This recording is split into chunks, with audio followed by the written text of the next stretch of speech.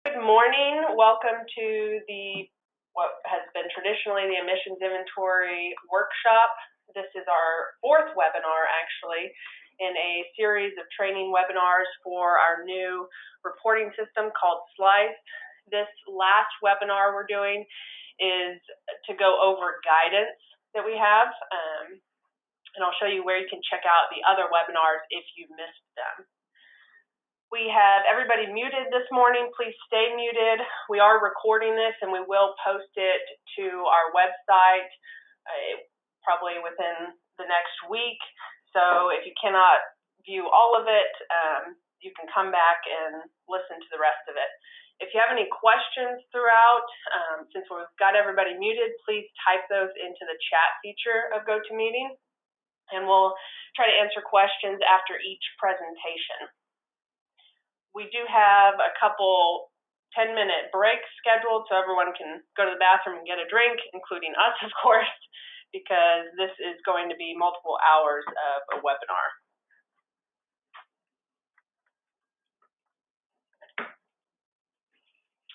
I am Carrie Schroeder, the Emissions Inventory Manager. We also have Michelle Horn with us today, and you'll hear presentations from Michael, Shelby, and Grant with the Emissions Inventory section.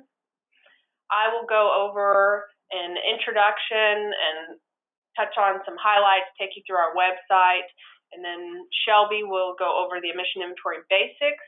We'll take a 10-minute break after that, and Grant will come back with some example emission calculations. He's got several lined up for you, and we'll take another break and finish off with SLEIS quality control and common mistakes that we see.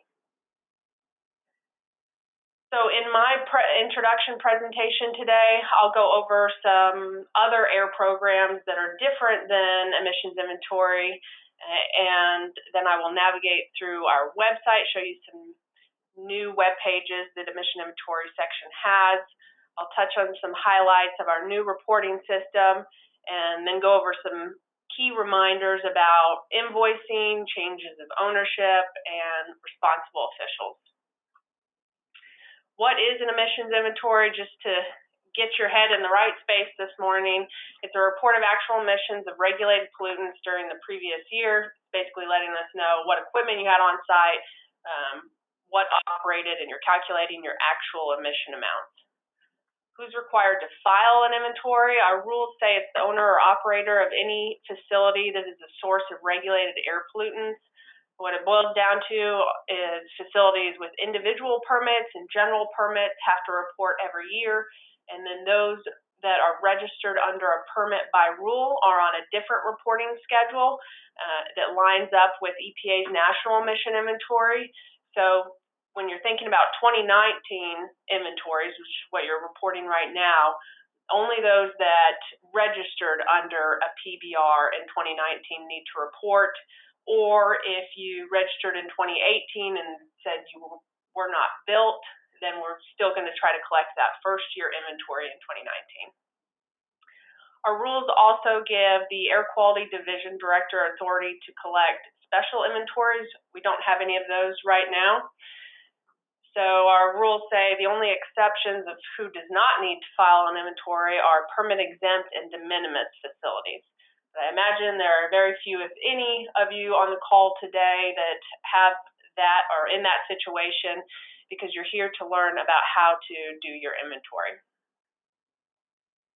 Just a reminder, because we are human and we make mistakes, anything we say today, if it contradicts our rules, our air quality rules always apply.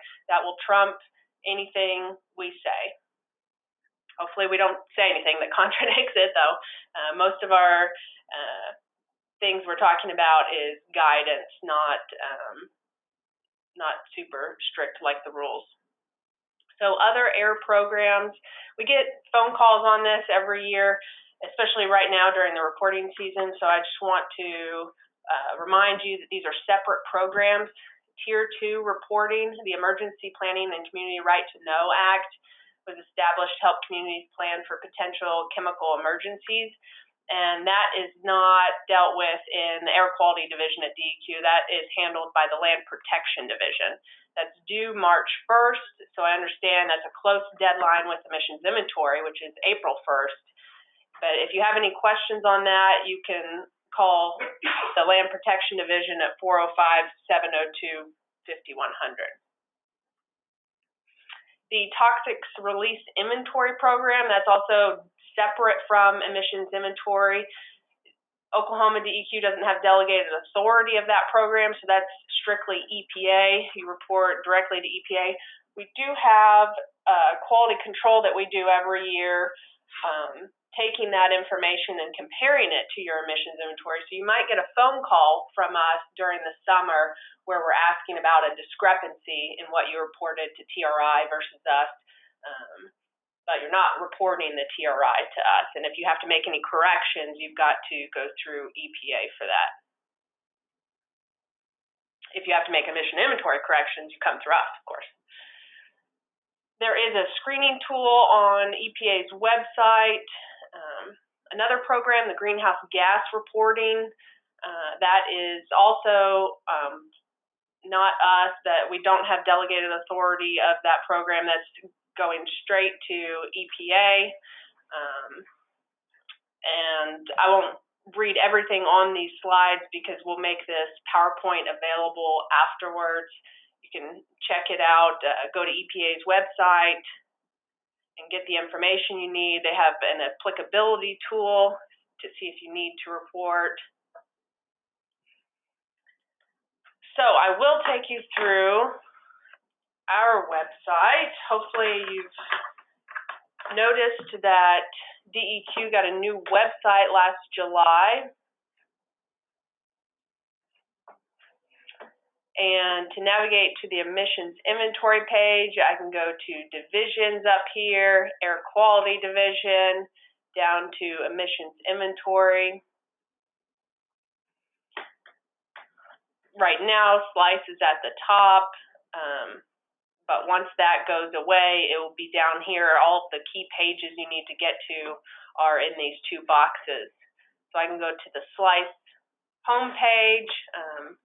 Lots of good information here, especially all of these files. I do want to mention, if you submit a general question or comment, make sure that you put your contact information in this box. It says that right here, but we've gotten several questions that we weren't able to answer because they didn't provide their information. Going back to our page, you can also find all of that SLEIS guidance on the reporting guidance page under SLEIS user guidance, like the application guide, the code tables, the import specifications for using the spreadsheet tool in SLEIS. We've got external resources for finding emission factors and source classification codes, your facility NAICS or SIC code. We've got our list of regulated air pollutants. If I click on that, the frequently asked questions, we will be looking at updating this after the webinar, since we've done, this will be the 4th webinar, so we'll look at revising these. Every year we come out with reporting updates, and we always put that on our FAQs. I would encourage you to go check that out if you haven't seen it already. We always put out information about our training. Excuse me. And then we talked about the oil and gas facility category field that we added to SLEIS to collect information there. Went over that. We got a new website, and for emissions inventory in particular, we added an operating fee page to give information on that, and we've heavily updated our oil and gas sector emissions page.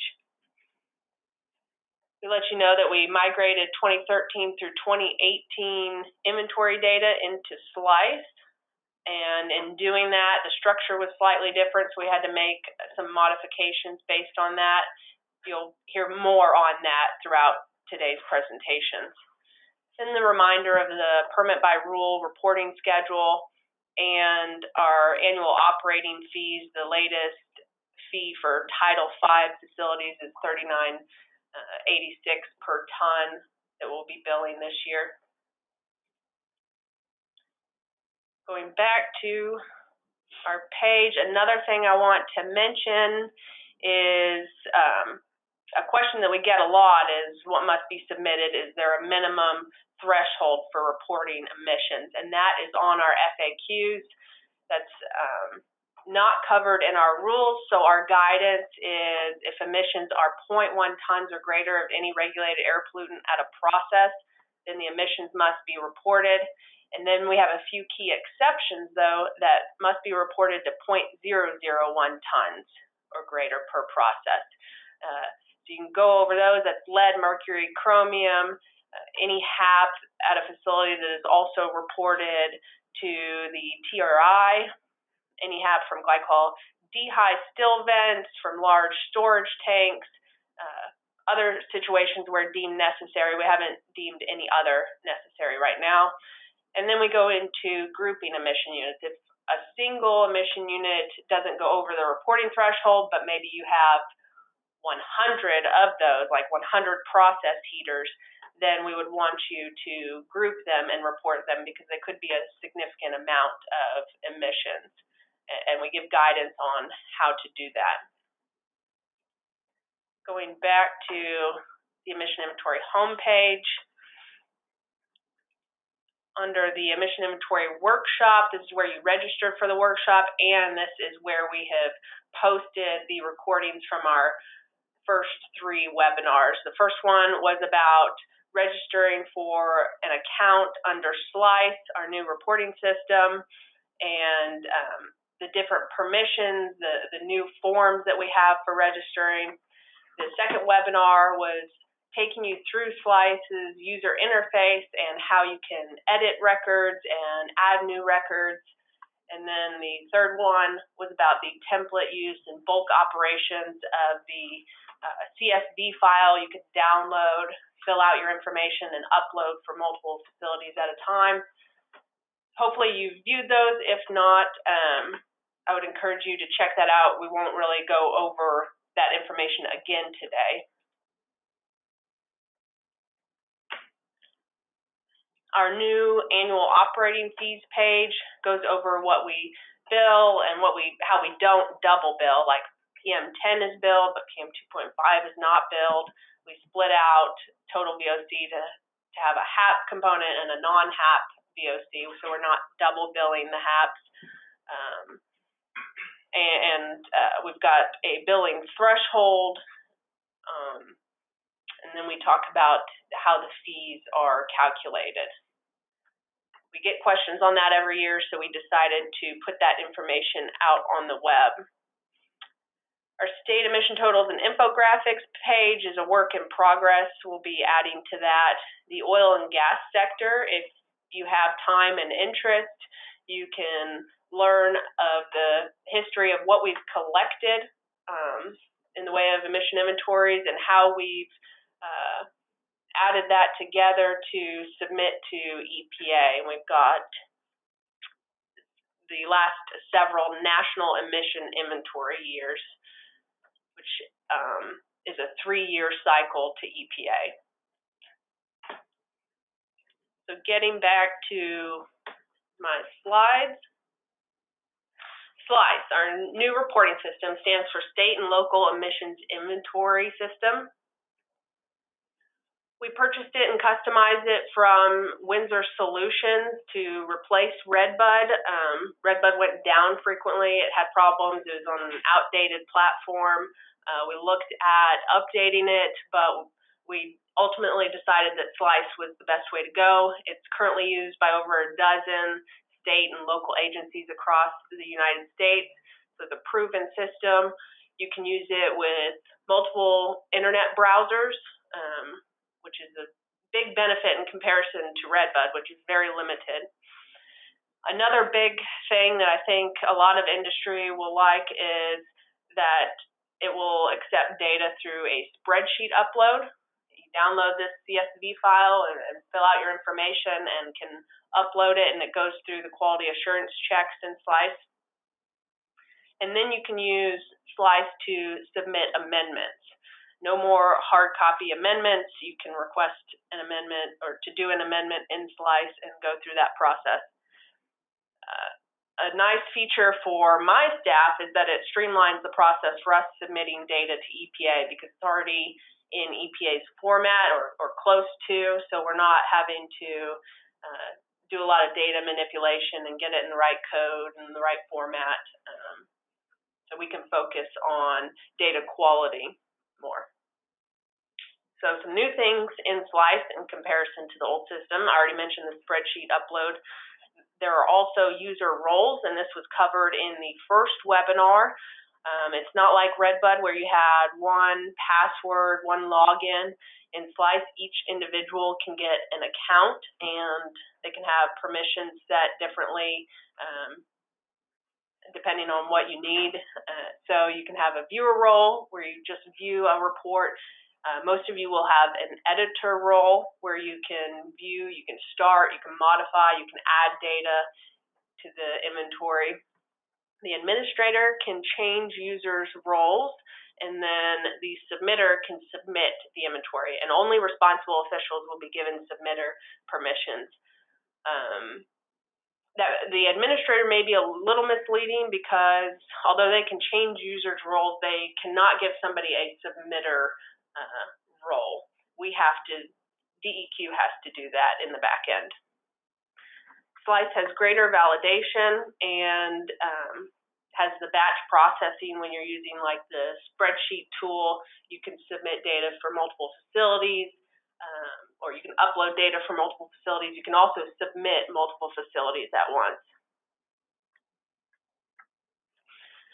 A key thing to let you know is that all amendments are now going to be done in SLEIS. Since we've migrated 2013 through 2018 data over, if we found a mistake in your inventory and requested that you correct it multiple years back, we would go back 5 years. So that is covered in SLEIS. So if you need to do an amendment, you can request it in SLEIS and do it that way. There are no more turnaround documents. We don't have those posted to our website any longer, because those forms do not work for the SLEIS structure.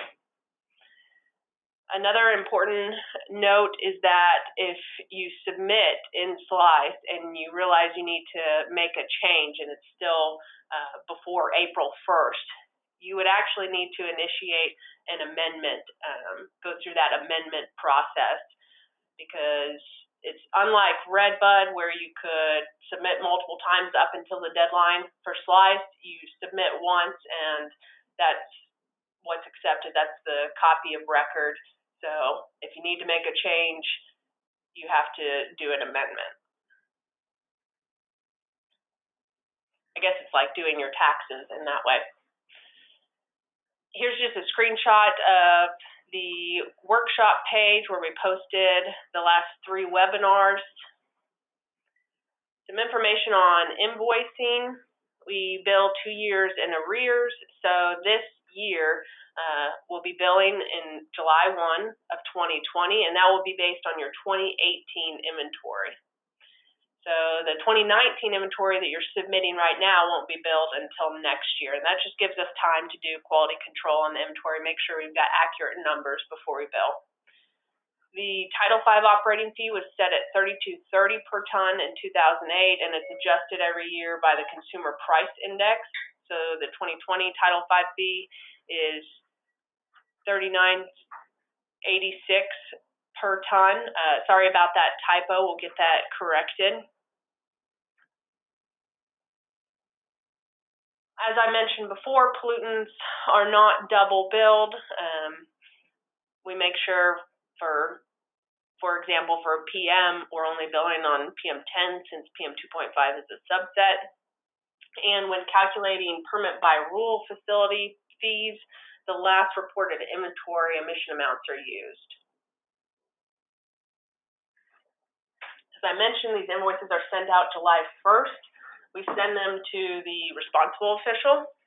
So it's important that that information is up to date, and you could submit Form 100-882 to update that. Here's a screenshot of that form. You'll notice that we've made some modifications to this recently to cover the SLEIS component. So you've got user roles in here. Our other SLEIS user account registration form is 100-733. So this is for everybody else. That could be a main facility contact, another facility contact, a consultant, which you can indicate here. If you're a consultant, the responsible official must sign this form. And if you have questions on this, feel free to call us, but also I would encourage you to watch our first webinar that goes over this in detail. Changes of ownership, just a reminder, new owners assume liability for payment of annual operating fees based on, this could be based on emissions reported in years prior to the ownership change. If you have an ownership change, you can submit Form 100-883. And our rule states the transferor shall notify the DEQ using a prescribed form, the form I just mentioned, no later than 30 days following the change in ownership. So please make sure you get those in a timely manner so we can get facilities moved over in SLEIS and make sure we're sending the bill to the correct owner. And I pretty much already mentioned that from our rules that the transfer of ownership is an administrative amendment that shall subject the new owner or operator to existing permit conditions and or compliance schedules, which would include emission inventory and operating fees. Here's a copy of this form. This has not changed. Important dates. Hopefully you've already gotten into SLEIS and noticed that we created the 2019 emission inventory reports.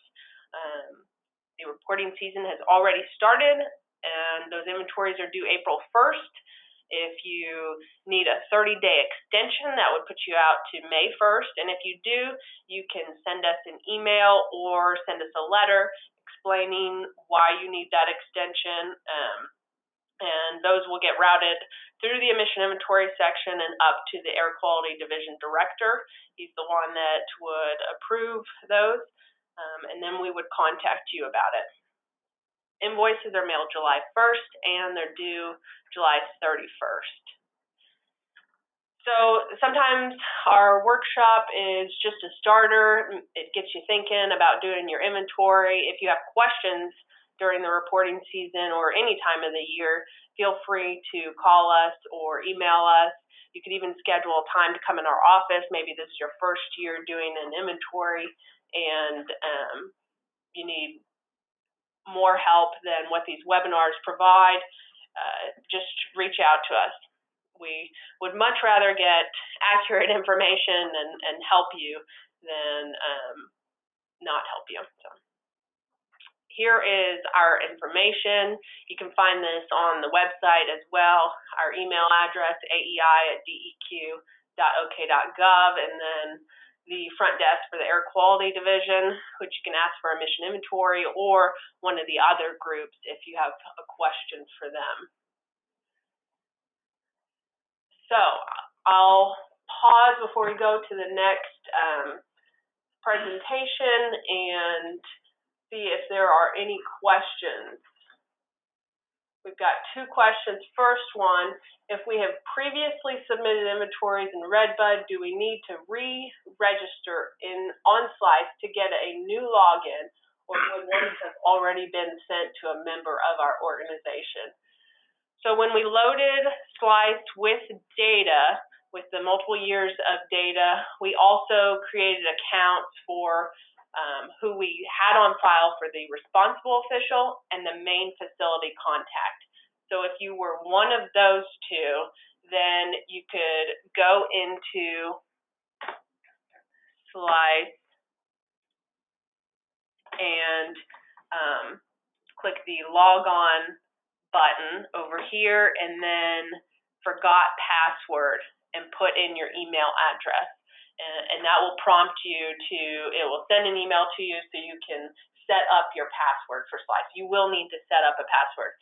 If you were not the responsible official or main facility contact on file, then you will need to submit a form to register for an account. And if you're not sure, you can go through this route and it will let you know we cannot find an email address we don't have an account for this email address. Second question we have, are the invoices mailed or emailed? They are mailed and snail mailed to the responsible official. So those are the only questions right now. So we will move on to the next presentation. Shelby Willoughby will go over emission inventory basics. We got one more question or a couple more that I'll go over before Shelby starts. One is, what if all the emails change because of new ownership? Does anything need to be done? Yes. If you already have accounts and your email has changed, please let us know. Send us an email, because when you're submitting or going through certain processes in SLEIS, it will be sending emails and it will look to your account for that email address. So we need to get that updated. Second question, can the user registration forms be submitted electronically, scanned signature, or do they need to be mailed in? They can be scanned and emailed. That is an acceptable format. Okay, with that, Shelby will begin. Hi, my name is Shelby. I'm going to go over the emission inventory basics. So here's a quick rundown of my agenda. I'm basically going to take you through every page within the SLEIS application. I'll start with a quick intro. So what is an emission inventory? It's basically an accounting of what equipment is on your site, what processes are occurring at that equipment, and what pollutants are being released into the atmosphere. So your first inventory is often your most difficult inventory because your equipment and processes aren't loaded into the SLEIS system. You will have to create those. But in subsequent years, the equipment and processes will be copied forward, so you won't have to create them again. Some exceptions are the annual process rate, hours of operation, and emission amounts. Those will never be copied forward. They will always change from year to year. So on the company and facility pages within SLEIS, there's not a lot of information that changes from year to year. As Carrie mentioned previously, you should make sure that you have the appropriate responsible official assigned to the company. And you should also make sure that you have the correct facilities. You may log in and see that you have facilities that you've sold or other situations like that. If that happens, email us, and you may need to submit Form 10883 to get those facilities transferred over. So here's the homepage for SLEIS. You can't see it in this screenshot, but in the upper right corner over here is the login button. So there's a few useful things on the SLEIS homepage. Here you can access the 182 form and the 10733. There's some helpful documentation down here as well. We have our we have our facility application guide. We have the code tables that are used for the template upload feature, which we're not covering today. And then down here below, you can submit general questions or comments to us, or you can also email us at aei@deq.ok.gov. But a word of caution when you use the submit general questions button is please provide your contact information, because we've gotten a few questions in and individuals didn't provide their contact information, so we can't reach them to answer their question. So after you log into SLEIS, you'll be taken to your My Companies page, and this just lists all companies associated with your account. So there's two different buttons over here. This button will take you to your facilities page. The button next to it is for bulk operations, which we're not going to cover today, but it's really easy to click the wrong one. So once you click that button, you go to the facilities page, and this lists all facilities associated with your account. There may be facilities here that don't have to report for 2019, just all facilities associated with the company are listed.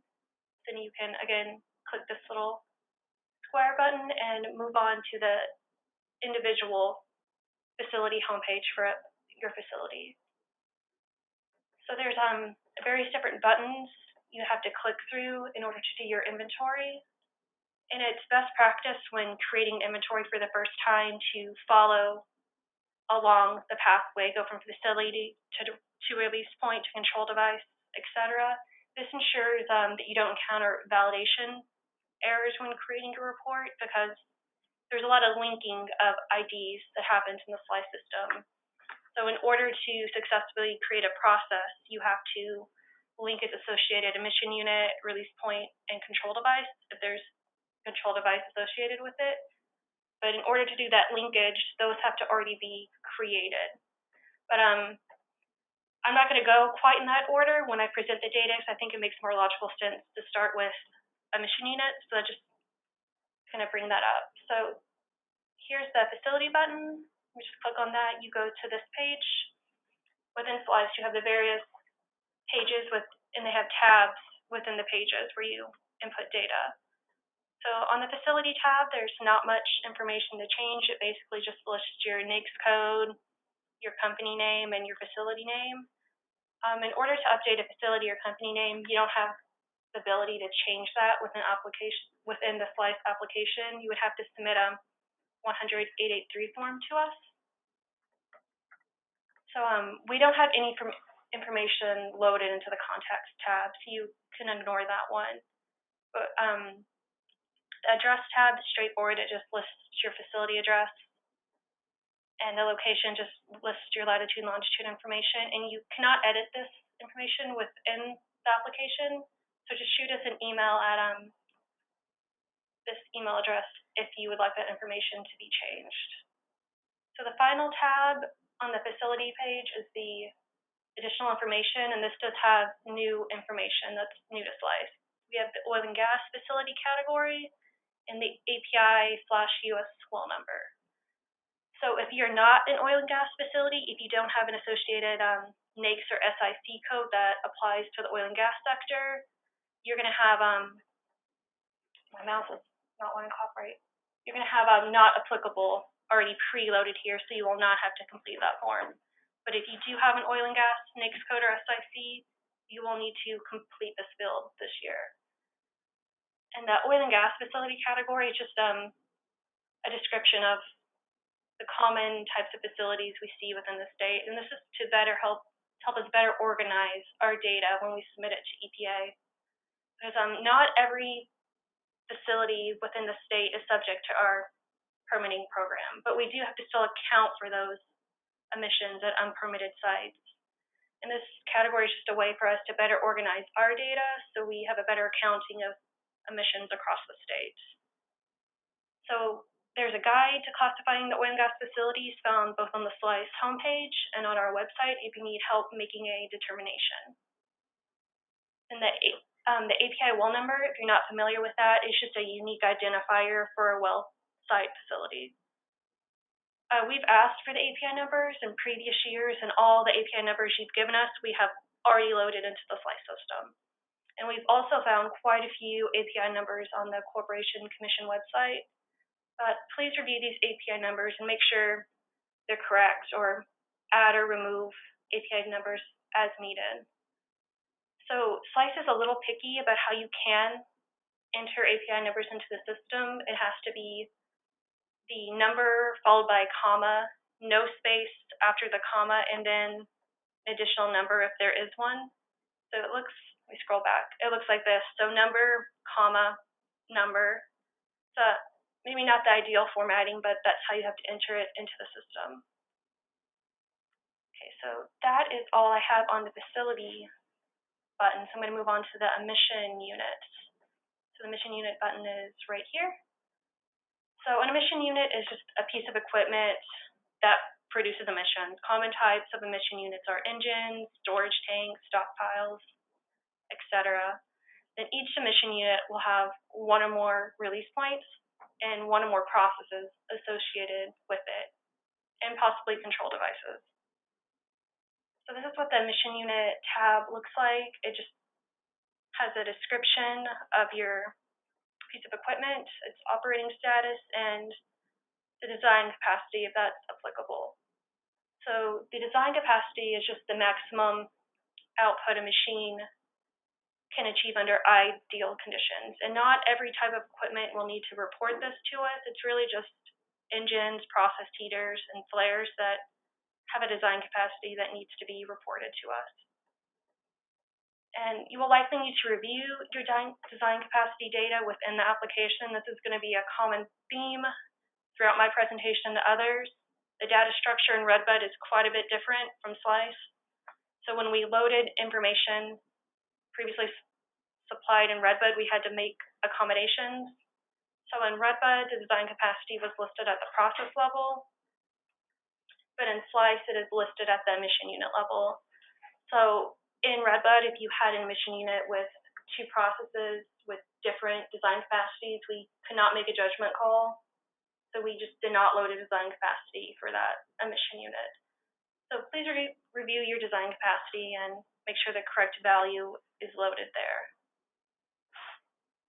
And Carrie mentioned it briefly earlier in regards to the reporting threshold. Sometimes an emission unit will not report above the 0.1 ton threshold for emissions. But sometimes, say you have a process heater on a site, one individual process heater is not reporting above 0.1 tons. But if you have 20 on site, they likely are, so they should be grouped together and reported as an emission unit. And some things to keep in mind when reporting grouped emission unit is you should include the number of units being grouped in the name. You should report it as a fugitive release point and include the total length and width of all the units in that parameter, and you should use the average height.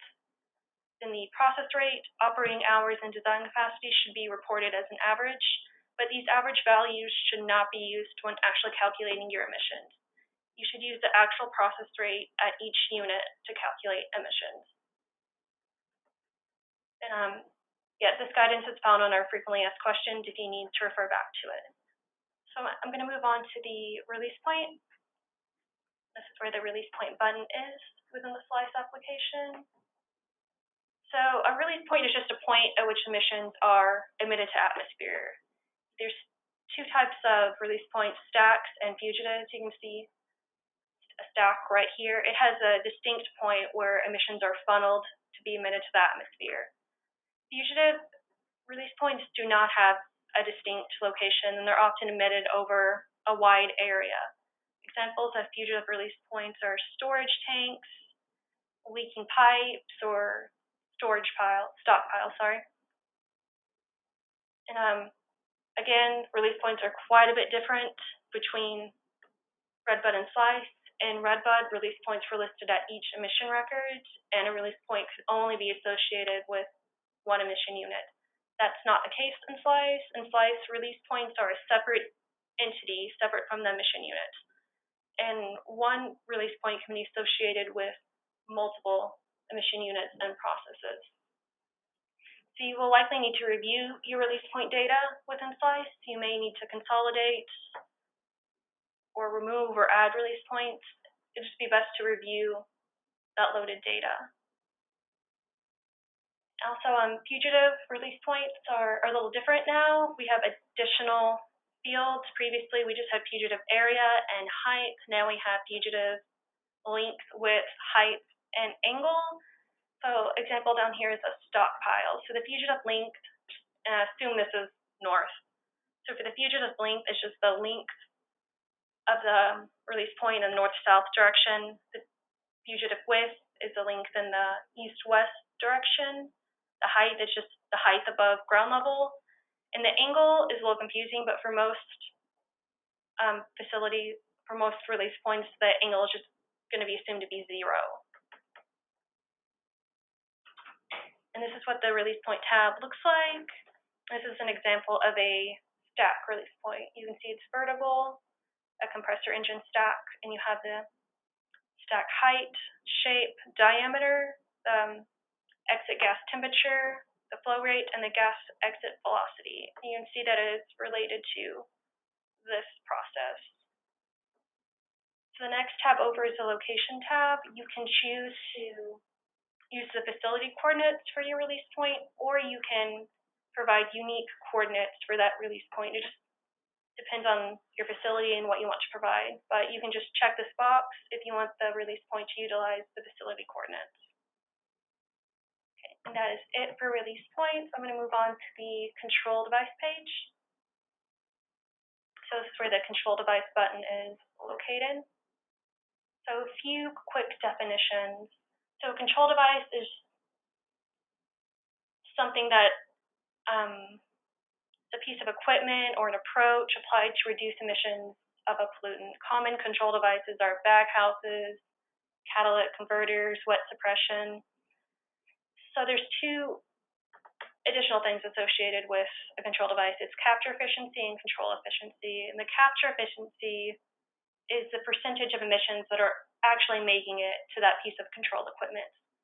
Whereas the control efficiency is how well that control device is at controlling the emissions, and this is represented as a percentage.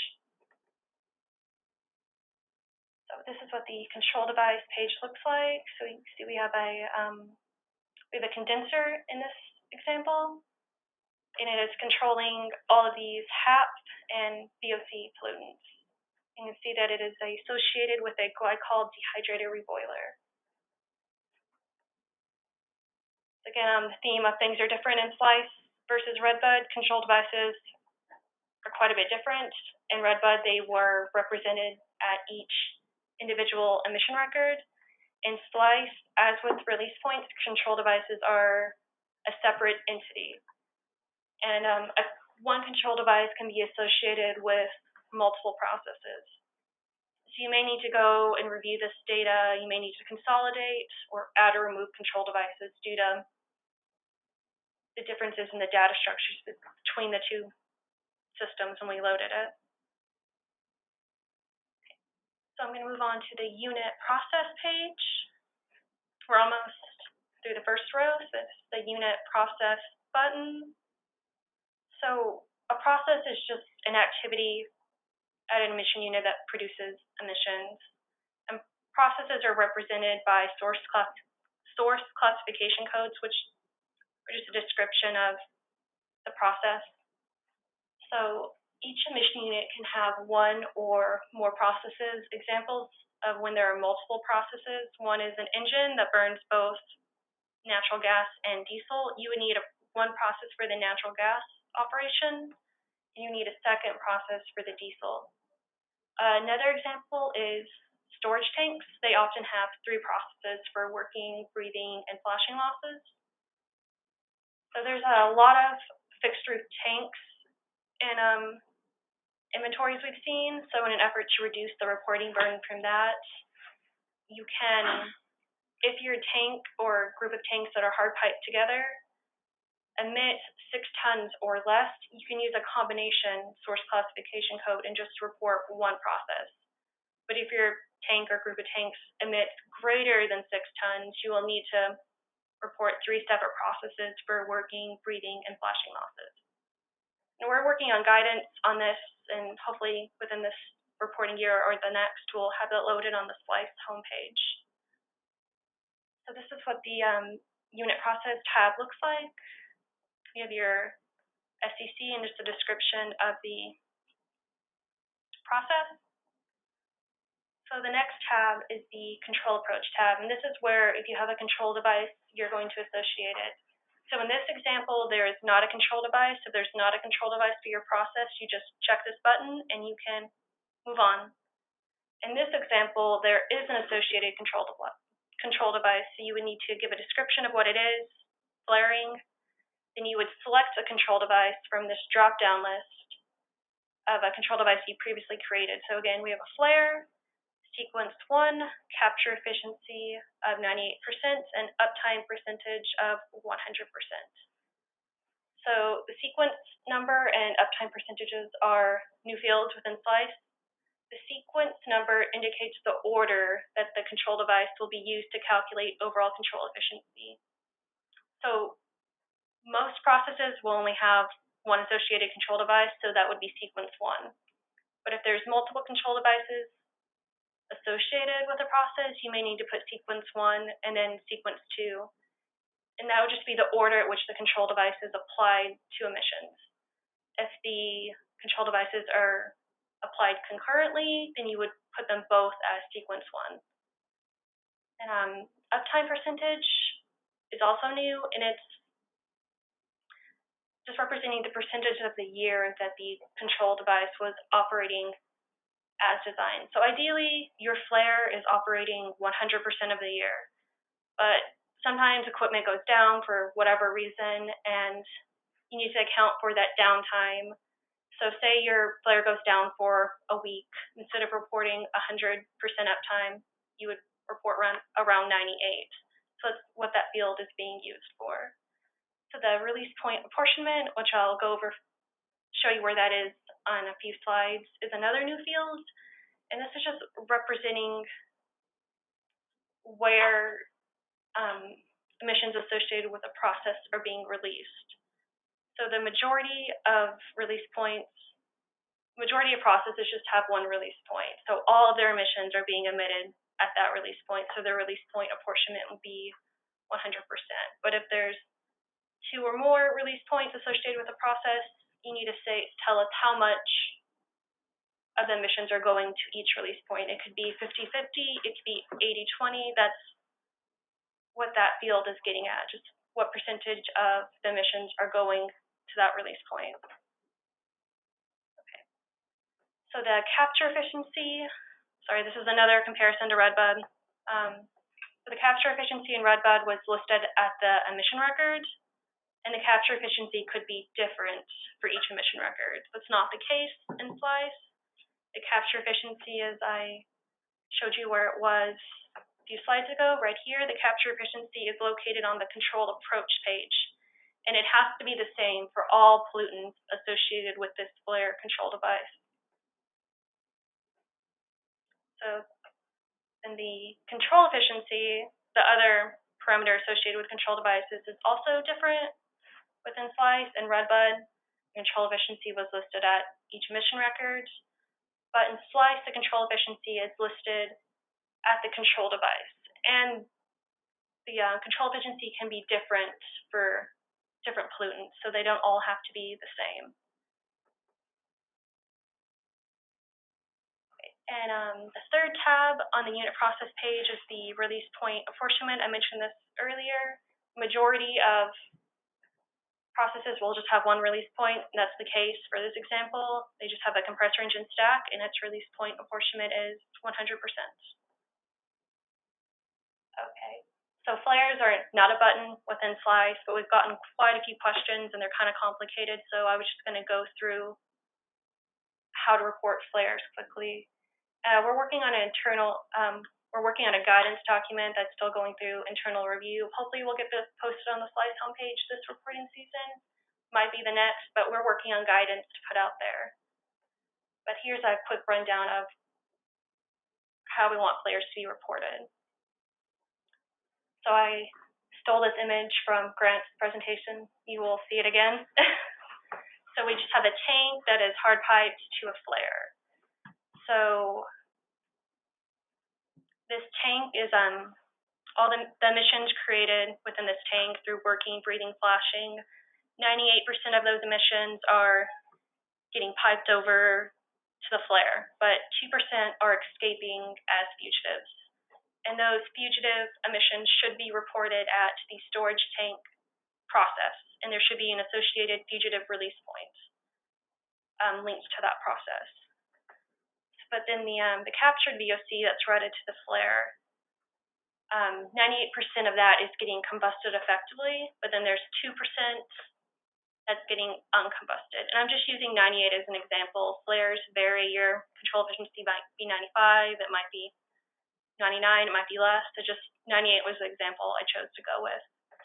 So 98% of the VOC that gets or I guess 98% of the gas that gets routed to the flare is combusted effectively, but there's 2% that does not get combusted, and that's the uncombusted VOC. So if we're being really technical, there would be 3 processes associated with the flare: the uncombusted VOC, the emissions associated with combusting the gas stream, and then the pilot light emissions. But reporting 3 processes seems like way too much of a reporting burden, so we have 2 options to how you can report flares with either 1 or 2 processes. And I'll have little summary pages for that. So if you choose to just use 1 process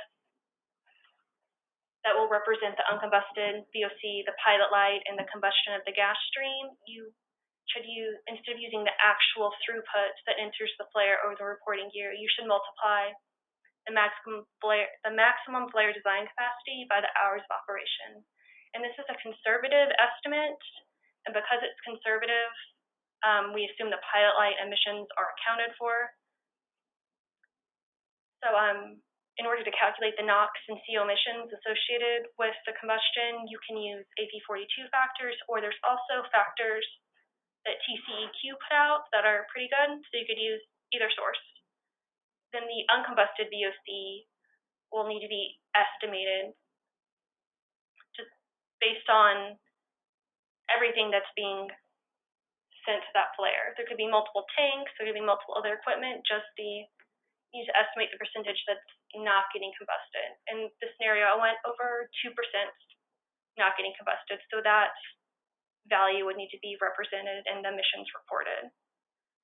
So if you don't want to use the maximum design capacity because you think it's too conservative, you can report using 2 processes. 1 process would be for the pilot light emissions, and the other process would be the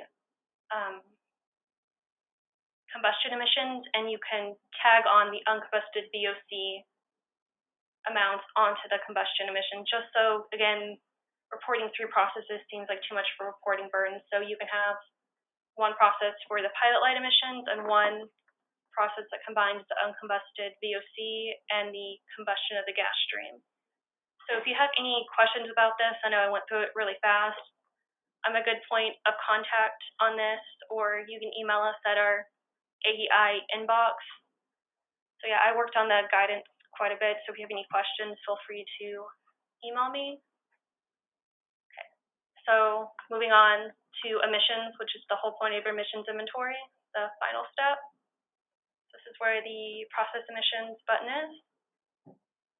So if you're not sure what pollutants you need to report for your inventory, your permit is a great first resource. Often there's nice little charts like this within your permit that list the various emission factors. We also have a list of regulated air pollutants on our website, and we have, you can use the EPA WebFire database. I think Grant's going to go over this a little bit more in his presentation, but on the WebFire database, you can search for emission factors by their SCC, which is pretty convenient. So this is what the process page looks like. I try to make this screenshot as clear as possible, but there's a lot of information. So you can see we have the associated process and emission unit. We have our SDC, some throughput parameters, and new to SLEIS are the supplemental calculation parameters. So one supplemental calculation parameter you might be familiar with is the fuel heat. And the fuel heat content is just the amount of heat released during combustion for a fuel. And these supplemental parameters are all new for SLEIS, and they just feed into various formulas that are used for auto calculation.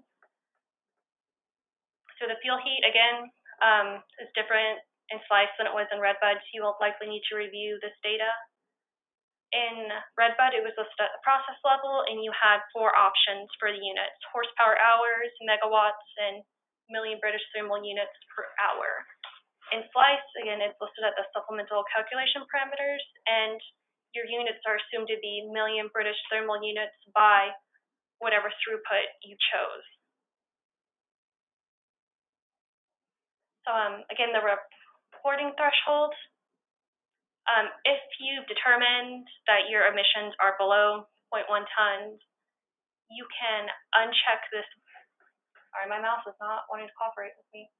You can uncheck this box, and it will gray out all additional fields, and you will not have to fill out any further information. One thing you will need to do, I couldn't get the comment box to show up on this screenshot, but there's a comment box below that you would need to explain why you're not reporting the process. And just a quick, saying of below reporting threshold would be sufficient for that. And also new to SLEIS is you can now accommodate confidential business information within the application. Previously, Redbud could not handle that. If you wanted to claim CVI data, you had to send us a redacted hard copy. But in SLEIS, you can just check this button on the process tab, and it will, when we submit data off, it will not show your throughput or emission factor data. So it's when we send data to EPA or internal data that people besides emissions inventory staff can see. Others will not see your emission factor or throughput data if you check this box. And I mentioned the throughput earlier when I was talking about the fuel heat, because the fuel heat is considered to be million British thermal units over throughput. Your throughput options are limited based upon your SEC selection within SLEIS. Previously in Redbud, you had option for any throughput that was on our list you could choose, but in SLEIS, based upon your SDC, you get a reduced list. And this looks like this particular SDC has 3 options you can choose from. So this only applies when you're manually entering data. You do not have this limitation when you're using the spreadsheet upload. You can choose whatever throughput combination you want then. So the next tab on the process emissions page is operations, and this is just your hours of operation. It's nice, this field now auto-calculates, so you can put in your average days per week, hours per day, weeks per year, and it will calculate your actual emissions. And then we have the seasonal operation percentages down below as well. So I'm going to go over a little bit of calculating emissions. Grant's going to go over this in much greater detail, but here's a quick first look at it. So an emission factor is a representative value that attempts to relate the quantity of a pollutant released to the activity occurring. And SLEIS has 3 subtypes for emission factors. Previously in Redbud, you just had an emission factor, but now there's 3 subtypes within SLEIS. You have the no control emission factor, and what this is saying is there is no control device associated with this emission factor. You have the pre-control emission factor that's saying there is a control device associated with this process, but that control device is not accounted for in the emission factor. Then the post-control emission factor saying there is a control device associated, and that control device has been accounted for in the emission factor. So, and these names are all really similar looking when you're in the application, so you have to kind of pay close attention. And there's quite a few more calculation method options compared to the past.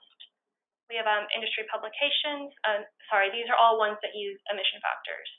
We have industry publications, mass balance, manufacturing test data, stack test, AP42 factors, and the OKDEQ approved method. And then this last one should be used sparingly.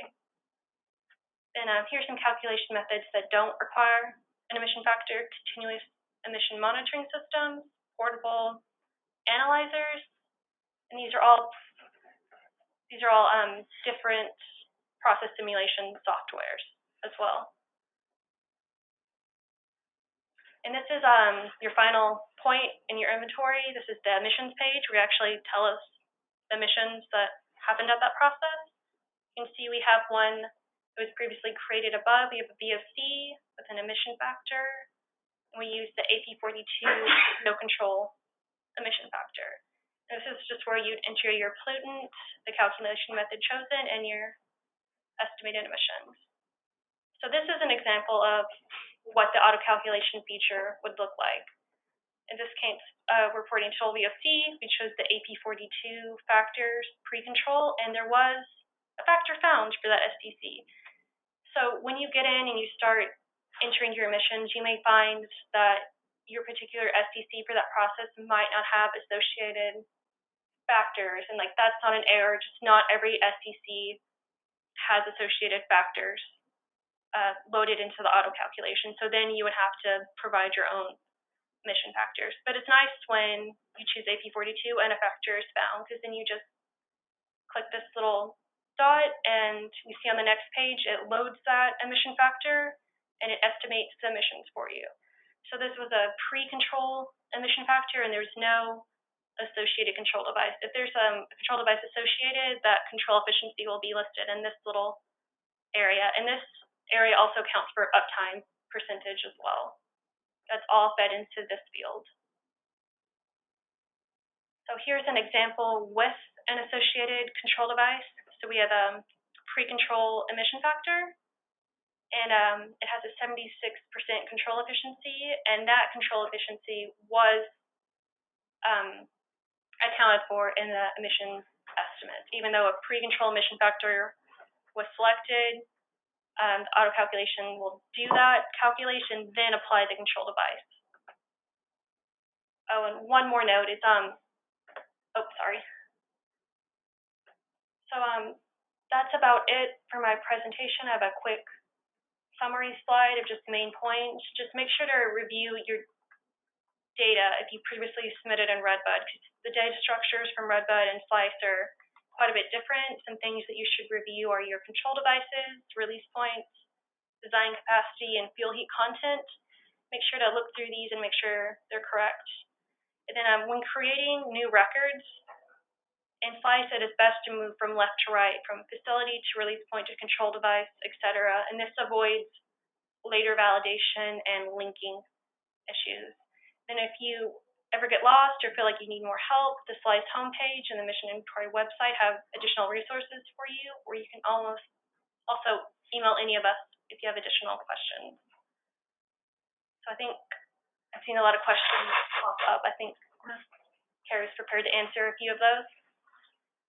Yes, I'll go over the questions we've gotten in during this presentation. I also want to mention that we have staff from other sections of the air quality division here. We've got somebody from permitting, someone from compliance and enforcement, and someone from our legal staff in case you have questions that might overlap with those programs. We normally have that at our in-person workshops, so I wanted to make sure that for this webinar we had staff to cover that too. So looking at our questions, first one, with Redbud, only PC could be used. With SLEIS, will Mac computers and iPad devices work?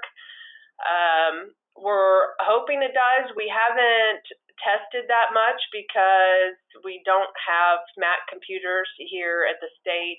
We did have a beta test group. I'm not sure how much of them used a Mac computer, but feel free to test that out and email us with your findings. If you're finding that buttons aren't there or things aren't working, we can get that information over to the contractor and on the list for future improvements. So no guarantee that it's going to work.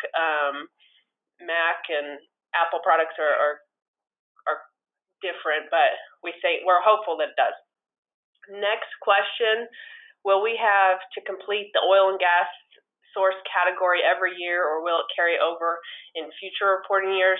So that new field, the oil and gas facility category, is at the facility level, which is usually a non-changing level.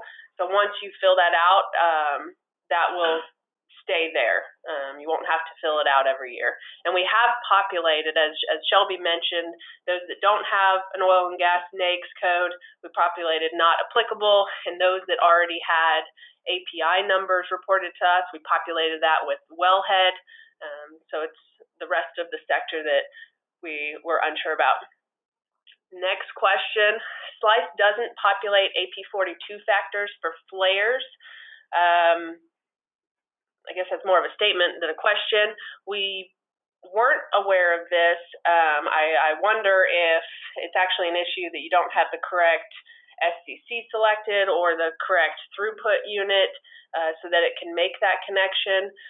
Please send us an email to the AEI email and let us know what facility you're working on and what what process you're at, so we can test that out and see what's going on. Next question, can facilities be bulk uploaded, or do they need to be created individually? I wonder if this person truly means facilities, or if they mean the date, like the emissions and process data,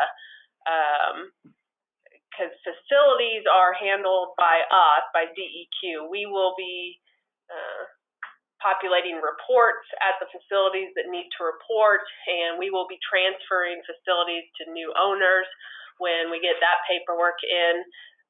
If you're talking about adding, if you've got new facilities, newly permitted, and you haven't reported an inventory for them before, then you will need to create all those records on the front end of SLEIS, and then you can only use the spreadsheet tool for reporting the throughput, the hours, and the emission records. But you'll have to go in and build out the equipment, the control devices, release points, that type of thing on the front end. So hopefully I answered that question. Next one, if a facility was sold in 2019, do we report emissions for the days we operated, or does the new owner report for the full year? So according to our rules, the new owner is subject to the existing schedule, which would include emission and inventory reporting. It would be nice of you if you gave that information to the new owner so they could more accurately report, including the half of the year that you operated the facility and the half of the year that they operated. So you should do that. But generally when a transfer of ownership comes in, we go ahead and move that facility over to the new owner. And if it's in the middle of a reporting season, it's the same thing. We move it over, and the new owner needs to report if it hasn't already been submitted, which if they operated it for part of the year, it shouldn't have been submitted yet because not all that information was input. Last question, in previous webinars, it was mentioned that SLEIS will calculate emissions for some of the calculation methods and ignore operator entered emission values. Is there a list of which calculation methods will be auto-calculated like this? Grant will answer this question. He's been testing extensively on SLEIS. I think this issue was only with respect to the spreadsheet upload for the template upload of emissions data. In that case, you have the ability to enter operations data, throughput and emission factors, either in the front end or on the spreadsheet.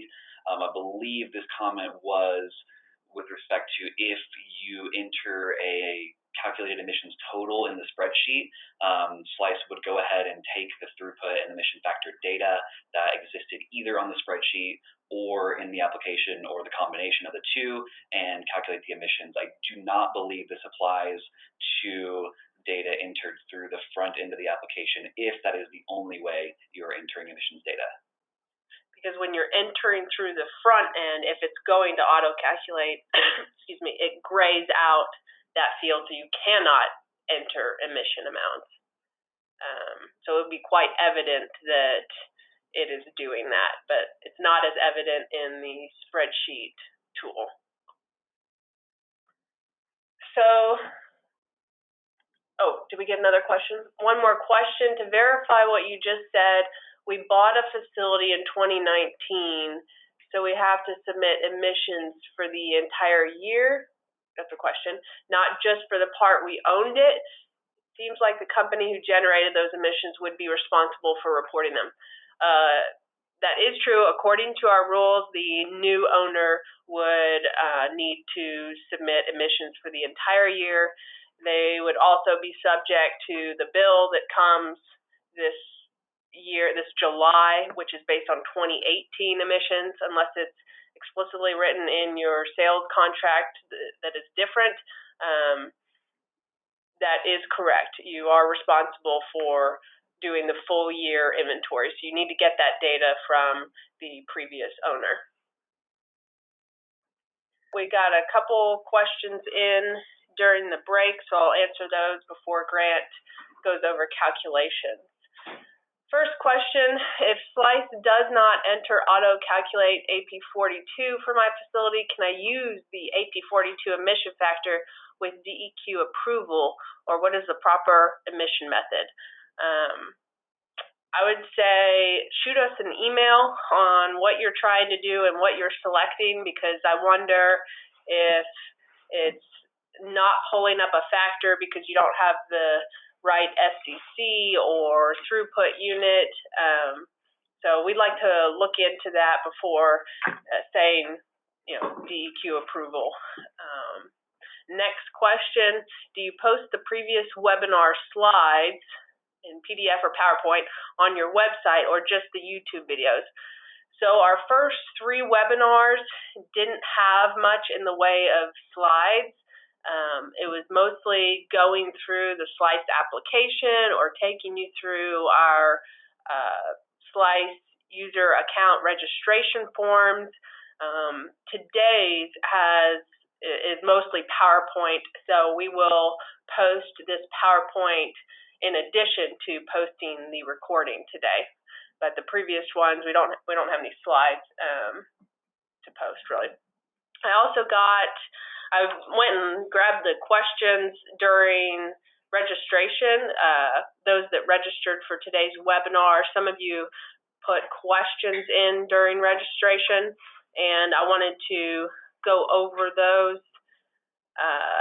One is emissions reporting for emergency generators registered through a permit by rule.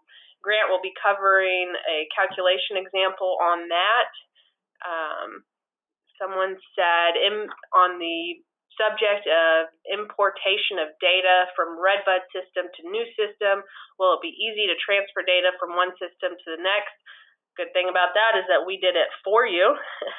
So it wasn't exactly easy, I'll tell you that, but you don't have to do it, so pretty easy for you. And another question, are there ways to speed up emission inventory information with bulk copy and paste for several similar emission points like tanks and flares? No, we looked at doing a customization of a copy and paste feature to SLEIS, and ultimately we did not pay for that. We went with the company level customization, so you could do you could submit multiple facilities at once, or you could use the spreadsheet tool for multiple facilities at once. But we do have it on our wish list of a copy and paste feature. So if that's what you're wanting, feel free to shoot us an email, and the more industry input we get, we can bump that up in the list of priorities. Another question, does the system have a self-check to make sure all required information is input before submission? The answer to that is sort of. I mean, it's not looking at your permit. It's not combing through your permit to make sure you're reporting all of your emission units. It's just validating on what you've input. And then if you haven't reported, say you've got, it looks at what you have in SLEIS, and it compares it and makes sure that nothing is broken in there, but it's not going all the way out to your permit. So maybe not as thoroughly as you might think. Another comment, I missed the first webinar. Will there be a repeat? There's no repeat, but it is recorded and posted. Somebody asked for guidance for reporting control devices in SLEIS, so we did cover that, and guidance for quality assurance, quality control of SLEIS data. That will be in the last presentation. Somebody asked for a list of any additional information needed that was not required in Redbud. So those are things we're going over today, like the control uptime percentage, release point apportionment, the fact that emission units, if you set them to temporarily shut down or permanently shut down, that will require a status year of when those went to temporarily shut down or permanently shut down. At the process level, it will require you to input a last year of emissions. Those are some of the new data fields. Somebody asked for expected issues, pitfalls to avoid. I think that will be covered in the QA/QC presentation in the end. Somebody said, what is the data structure of SLEIS system and options for bulk upload? Can I do XML, Excel, Access database, etc.? It's only a CSV file format. Another question, will the new system pull equipment information from 2018, or does the equipment have to be re-entered? Lucky for you, we migrated all of your data over, and when we generated the 2019 reports, it pulled in what was last reported. So it will have your 2018 equipment in there. Bulk operations of new reporting year facility equipment. That was covered in a previous webinar. Again, that you can't do the bulk feature for equipment level, only for the process, throughput, hours, and emission amounts. You've got to build the equipment, the emission units, and those higher level things in the front end of SLEIS. Last one, how a consultant can register to assist multiple unrelated clients with multiple facilities in completing an emission inventory. So we covered in the first webinar, we covered those user accounts, and a consultant can obtain an account just like anyone else. They need to fill out the form and have the responsible official sign off, and then we here at DEQ, when we process that form, we will tag you on those companies or on those facilities. That's all the questions right now. So with that, I'll hand it over to Grant for emissions calculations, and after his, we'll take another 10-minute break. Thanks, Carrie. Welcome back, everybody. Thank you again for attending today. Hopefully you can find some of this information valuable. Now we will be looking at how to calculate some of your emissions. So what we'll be going over today in my presentation is, first of all, an overview of the general equation, just the most basic fundamental way of calculating emissions. Then we'll talk a little bit about which calculation methods are available in SLEIS and how they may be similar or different to things you've seen in the past. We'll talk a little bit about emission factors in SLEIS and what kinds are acceptable. And then the meat of this presentation will be going through individual examples of calculating various pollutants from different types of equipment from several different industry sectors. So this is the general equation. This is, like I said, the most fundamental way of calculating emissions. We say that this is A times EF is equal to E, which is A, the activity rate, times the emission factor is equal to the estimated or calculated emissions. Very important here is that all three of these have units. We'll see a few examples of that on the next slide. So first, we have A, or the activity rate, which is the amount of the activity that occurs in the given year that is associated with your emissions. Lots and lots of different kinds of activity rates, also called throughputs. I colored in blue the units, just to point out again that all of these have units, and the units are important. So, just as a few examples, million standard cubic feet of natural gas burned, vehicle miles traveled, barrels of a hydrocarbon, gallons of paint, tons of rock, and of course there's a whole lot more. The next portion of this equation here is EF, or the emission factor. What is most important to us is that you use the most accurate emission factor that is available to you at the time your inventory was completed or should have been completed in the case of inventories that were not submitted on time. On the right-hand side here, we have a list of the relative accuracy of these emission factors. Don't take these as set in stone gospel truth here. This is just relatively kind of how we feel these are ordered from most to least accurate. Again, the most important thing is not that you use the highest one on this list, but that you use the one that is the most accurate from your perspective.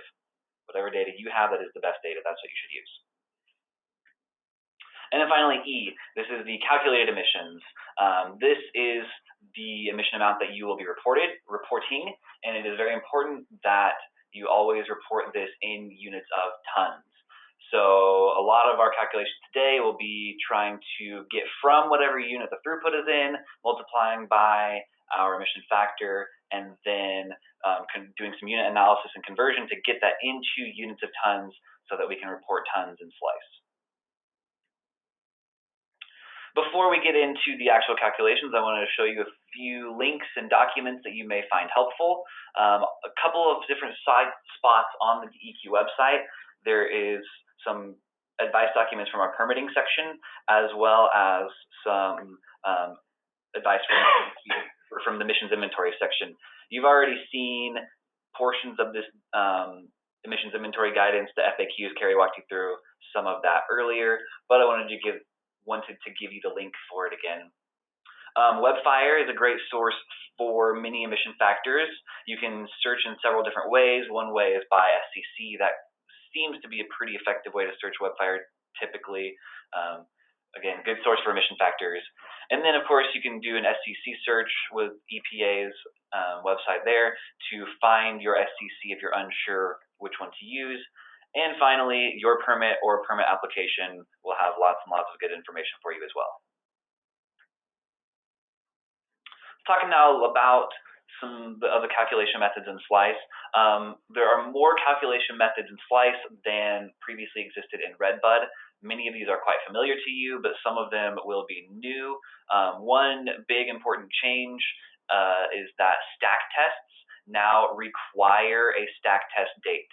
If you're entering an emission record that uses a stack test as its calculation method, you will be required to input a stack test date before that record will save. Shelby brought this up a little bit, but there's a new attribute of several of these calculation methods. So some of them you'll see a number underscore another number with up to four possible options. There's a no EF option, indicating that there is no single emission factor used to calculate those emissions. Oftentimes this would be a formula or something more complex than one single number. Then there is the no control emission factor, indicating that there is an emission factor. There's a single value here, but there is no control equipment in place at this process. A pre-control EF means you do have control equipment, you also have a single value for an emission factor, and that emission factor does not take into account any of your control device information. So in order to calculate those emissions, the system will multiply your activity rate times your emission factor and then apply control device information to reduce the emissions further before coming to your final calculated emissions. And finally, the post-control EF indicates that you do have a single value for an emission factor, there is control equipment in place, and this emission factor already takes into account the control device information, so there is no need to further reduce the emissions because the control device has already been taken into account. Now, SLEIS is very, very picky about a number of things, as you've heard some already today. One of them is the emission factor units which are acceptable in SLEIS.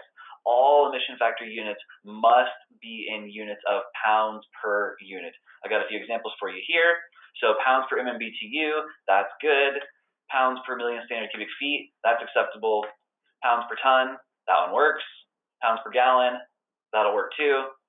Grams per horsepower hour, unfortunately, that's a no-go. SLEIS will not accept an emission factor of grams per horsepower hour. Fortunately, it's not terribly difficult to convert that. If you have an emission factor in units of grams per horsepower hour, to convert to pounds per horsepower hour, simply divide by 453.592.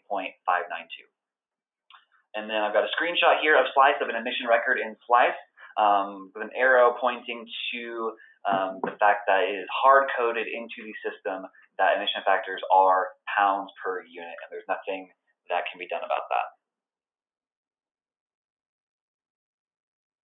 Now getting into our actual examples. So before you actually calculate your emissions, you'll want to gather a lot of process data, whatever process data is relevant to this particular piece of equipment and this process. So for each of my examples, I have started by laying out the process data that is relevant to this example, and then we'll see how it gets incorporated into the calculations. So we've got an SCC, process material rate, hours of operation, and then other applicable data. For this first calculation, first of all, before we get to the actual calculation, we want to talk about the emission factors and how I found these factors. These factors are from WebFire, as mentioned earlier, and again, here is the link for WebFire. I, as mentioned previously, searched in WebFire by my SCC, which I showed you on the previous page, and it returned to me a bunch of factors. I found the 3 that were relevant to me today for my examples, and listed them above there, where carbon monoxide, as listed in WebFire, is 1.3 E2 pounds per 1,000 gallons. A note on scientific notation here that E3 means I need to move my decimal point 2 places to the right in order to calculate the emissions. For the benzene one, notice that emission factor says 9.33 E minus 4. So since it's a minus, we're going to move the decimal point to the left 4 spaces, and that'll give us our emission factors that we're going to use. So moving on to the actual calculations here, I'm going to walk through this first one kind of step by step. After this first couple, I'll do step by step, and then after that, I'll do it a little bit quicker. So as mentioned, we always want to start with our activity rate, or process rate, also called throughput a lot of the time. So that's where we're going to start, which was 500 gallons. Then we'll multiply by our emission factor, which in this case is 130 pounds per 1,000 gallons. It's important to note that whenever a unit exists both above and below that horizontal line, that those 2 units will cancel with each other. Remember, our whole goal here is to get into units of tons. So we see a unit of gallons above that line, 500 gallons, and a unit of gallons below the line, the 1,000 gallons, so those units cancel. And then currently, if we stop here, we'll be in units of pounds, but again, we want to be in units of tons, so we're going to divide by 2,000 pounds in order to convert to tons. So again, my pounds below and my pounds above the line cancel each other out, and we're left with tons on top, which is exactly what we want to be. So when you end up with only 1 unit left and it is a ton and it is above that line, you're probably in good shape. So actually doing the math here, calculating these out, I get 0.033 tons of carbon monoxide. Next example is for NOx. We're going to do this one kind of again step by step. So again, we're starting with our activity rate, 500 gallons. We're going to multiply by our emission factor, which is 604 pounds per 1,000 gallons.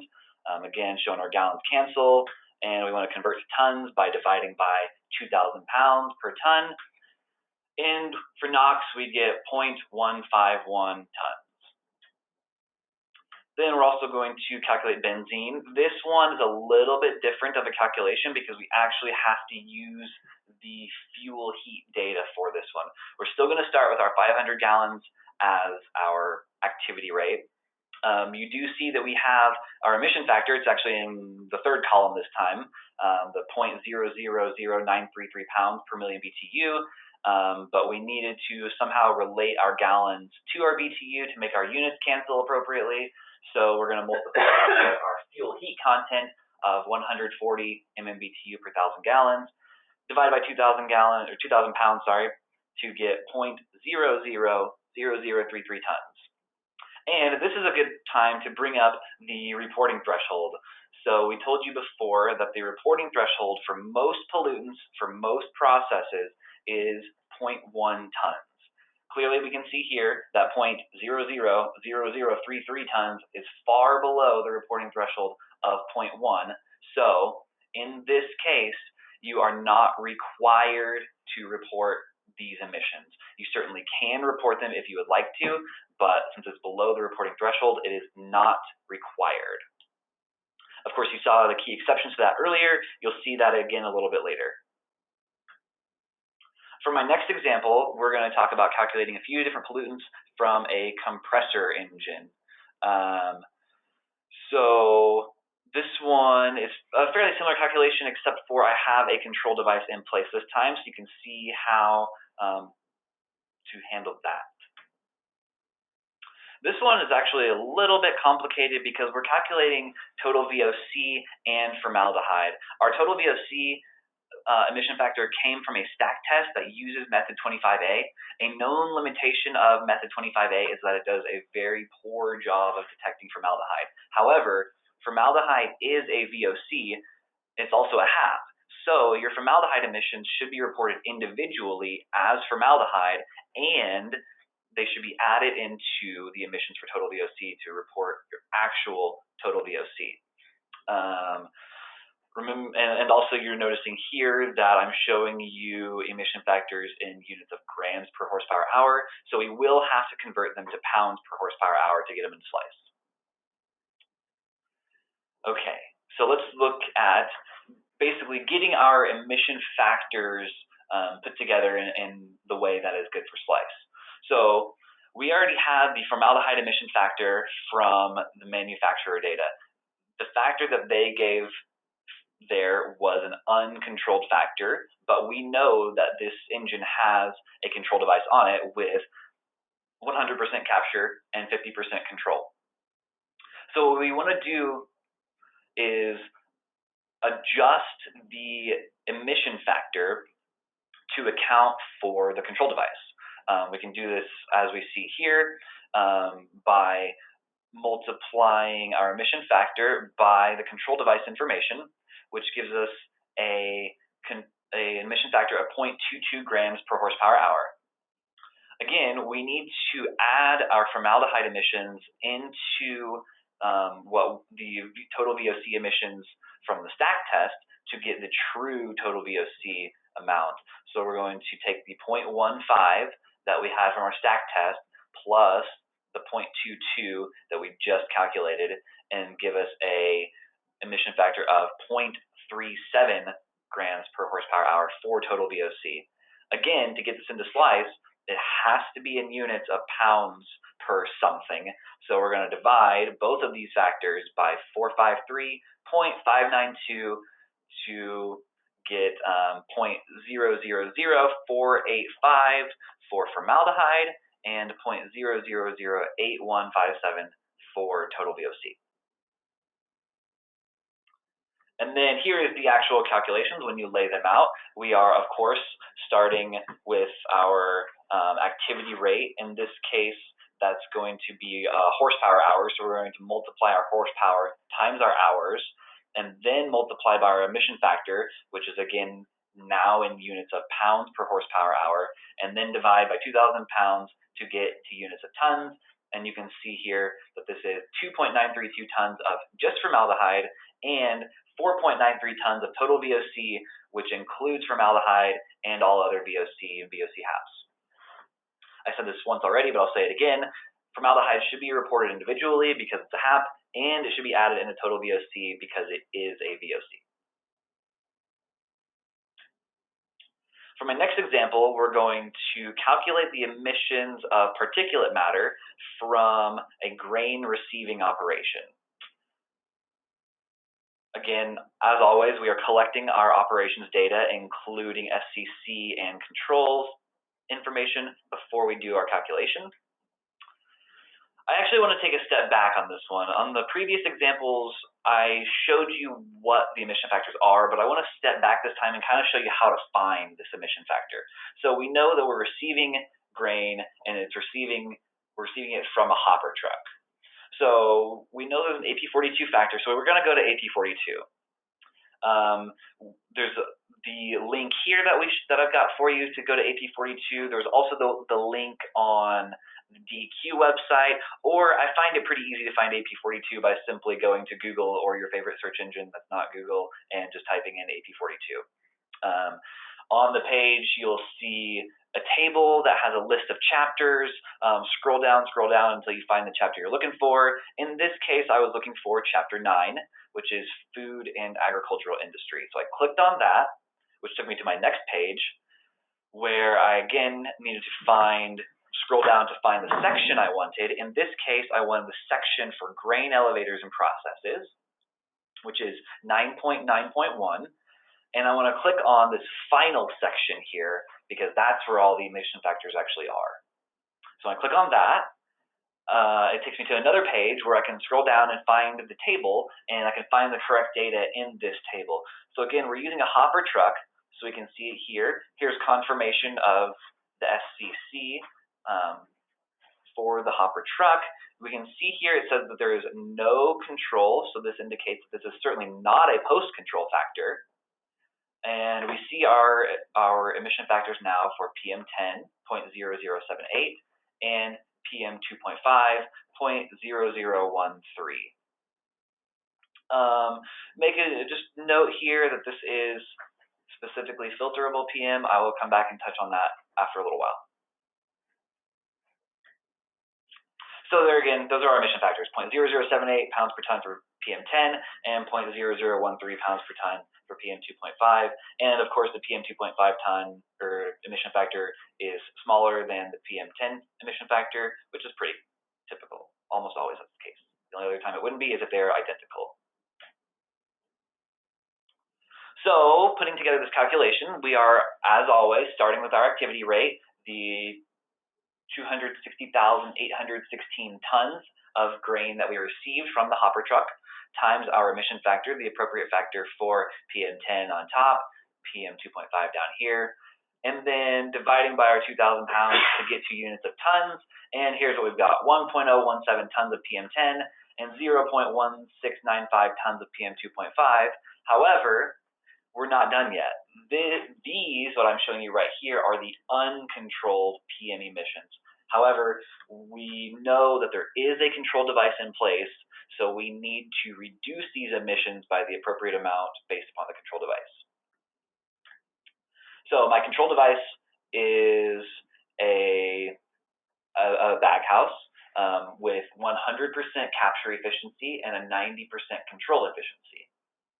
So we're going to take our uncontrolled emissions right here for PM10, 1.017, and then multiply by this term right here that incorporates the 100% capture and the 90% control. So the 100% capture, this term reduces then to multiplying by 0.1. So we multiply our uncontrolled emissions times 0.1. I have 0.102 tons of PM10. Same thing for PM2.5, multiply my uncontrolled emissions times this term that reduced to 0.1 to get 0.017 tons of PM2.5. So that's how you calculate those emissions. What about how you actually get that data appropriately into SLEIS? So let's walk through that a little bit.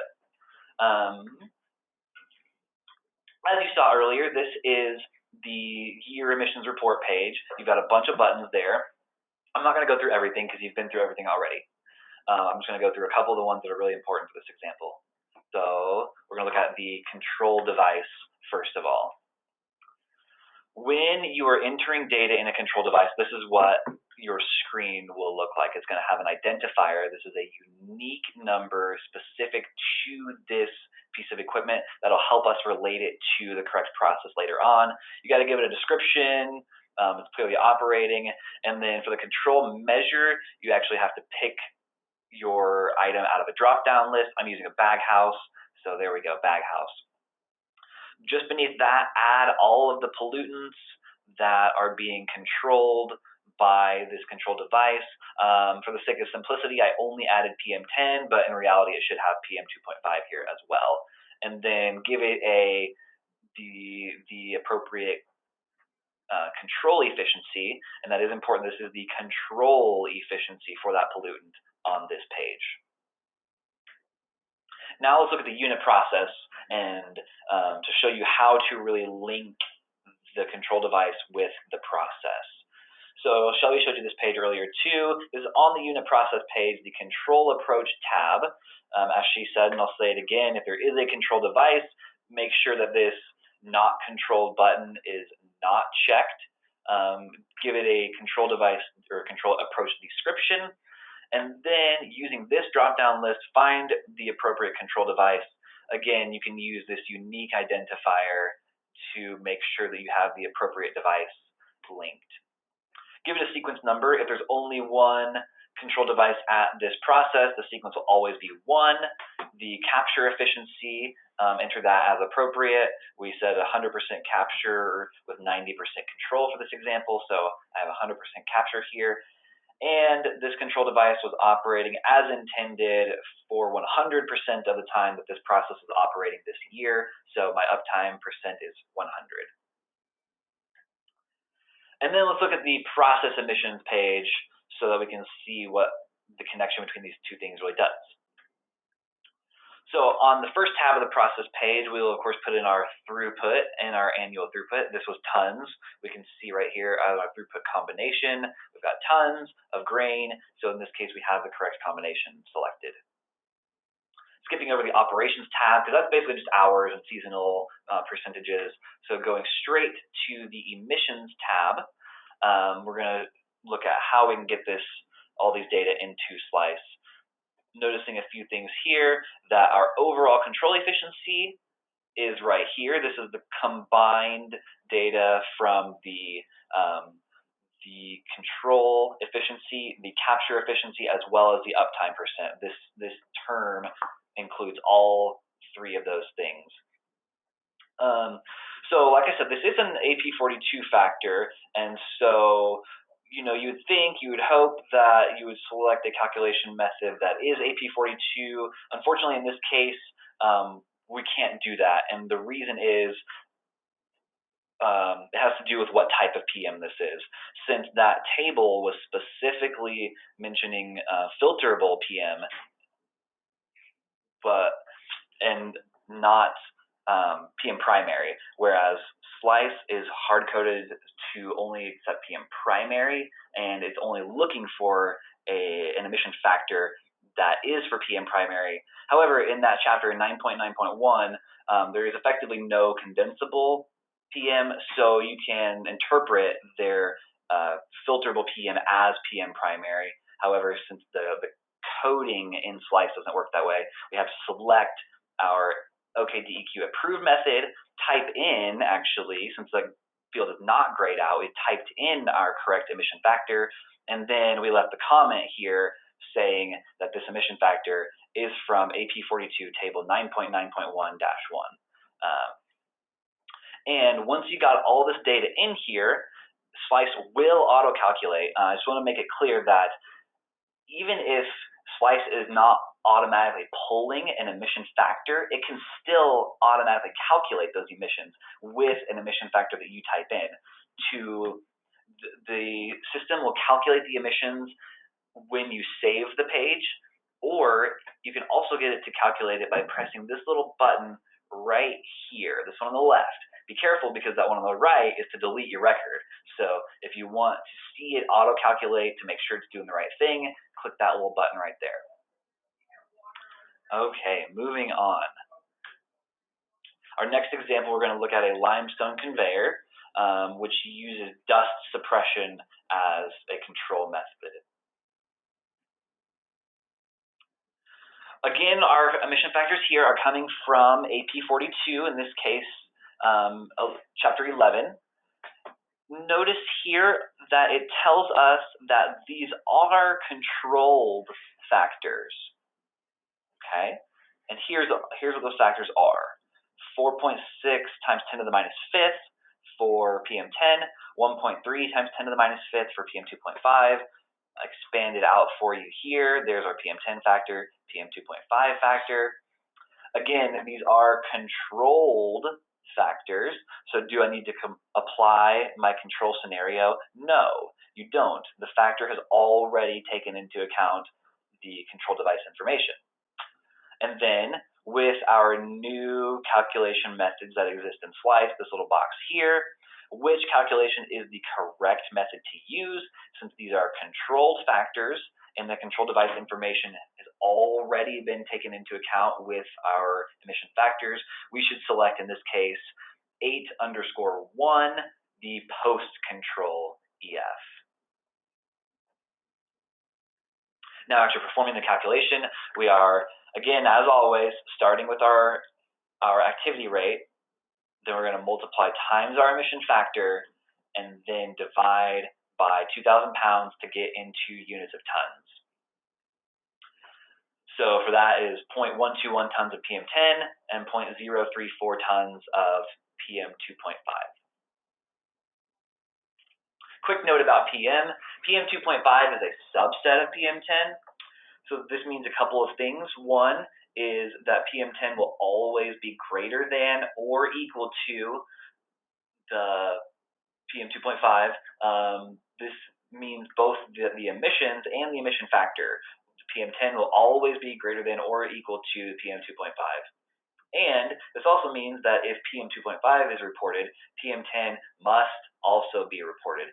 You can see here, this little graphic here, that this big circle, PM10, that is our full set, and then PM2.5 is this little circle, it is the subset within the full set. You can see that the subset, by definition, must be less than or equal to the full set.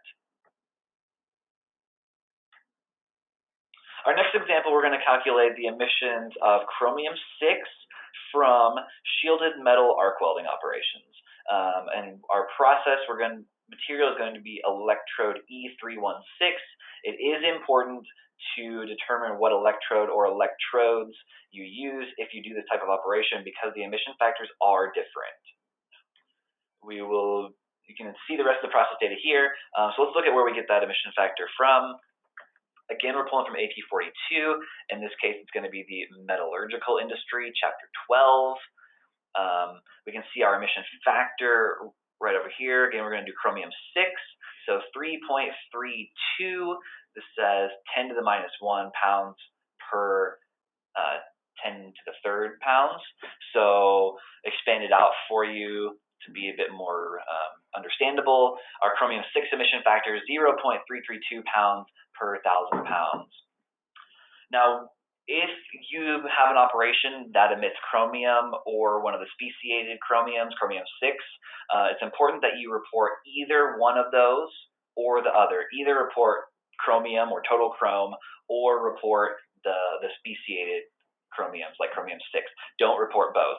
And this is because if we report just chrome to EPA, they will speciate that for us and return to us the individual species components of that total chrome. But if we also have the speciated components, it becomes difficult to determine what's accurate, which of those is correct there. So please give us either chromium or chromium-6, but not both. So here's our calculation. We start with our 27,000 pounds, that's our activity rate, times the 0.332, which is the emission factor for the E316. I'm going to go back so I can point that out a little better. Here it says E316, so that we know that that is the correct electrode to use, correct emission factor for that electrode. And the only thing left to do is divide by 2,000 pounds to get into units of tons. I'm going to pause here for a moment to, again, bring up the reporting threshold. We said for most processes, for most pollutants, the reporting threshold is 0.1 tons. Chromium-6 chromium is one of the exceptions here, where chromium and its speciated components must be reported at a lower reporting threshold of 0.001 tons. So these emissions of 0.004 tons of chromium-6 are required to be reported because they are above the chromium's lower emissions reporting threshold of 0.001.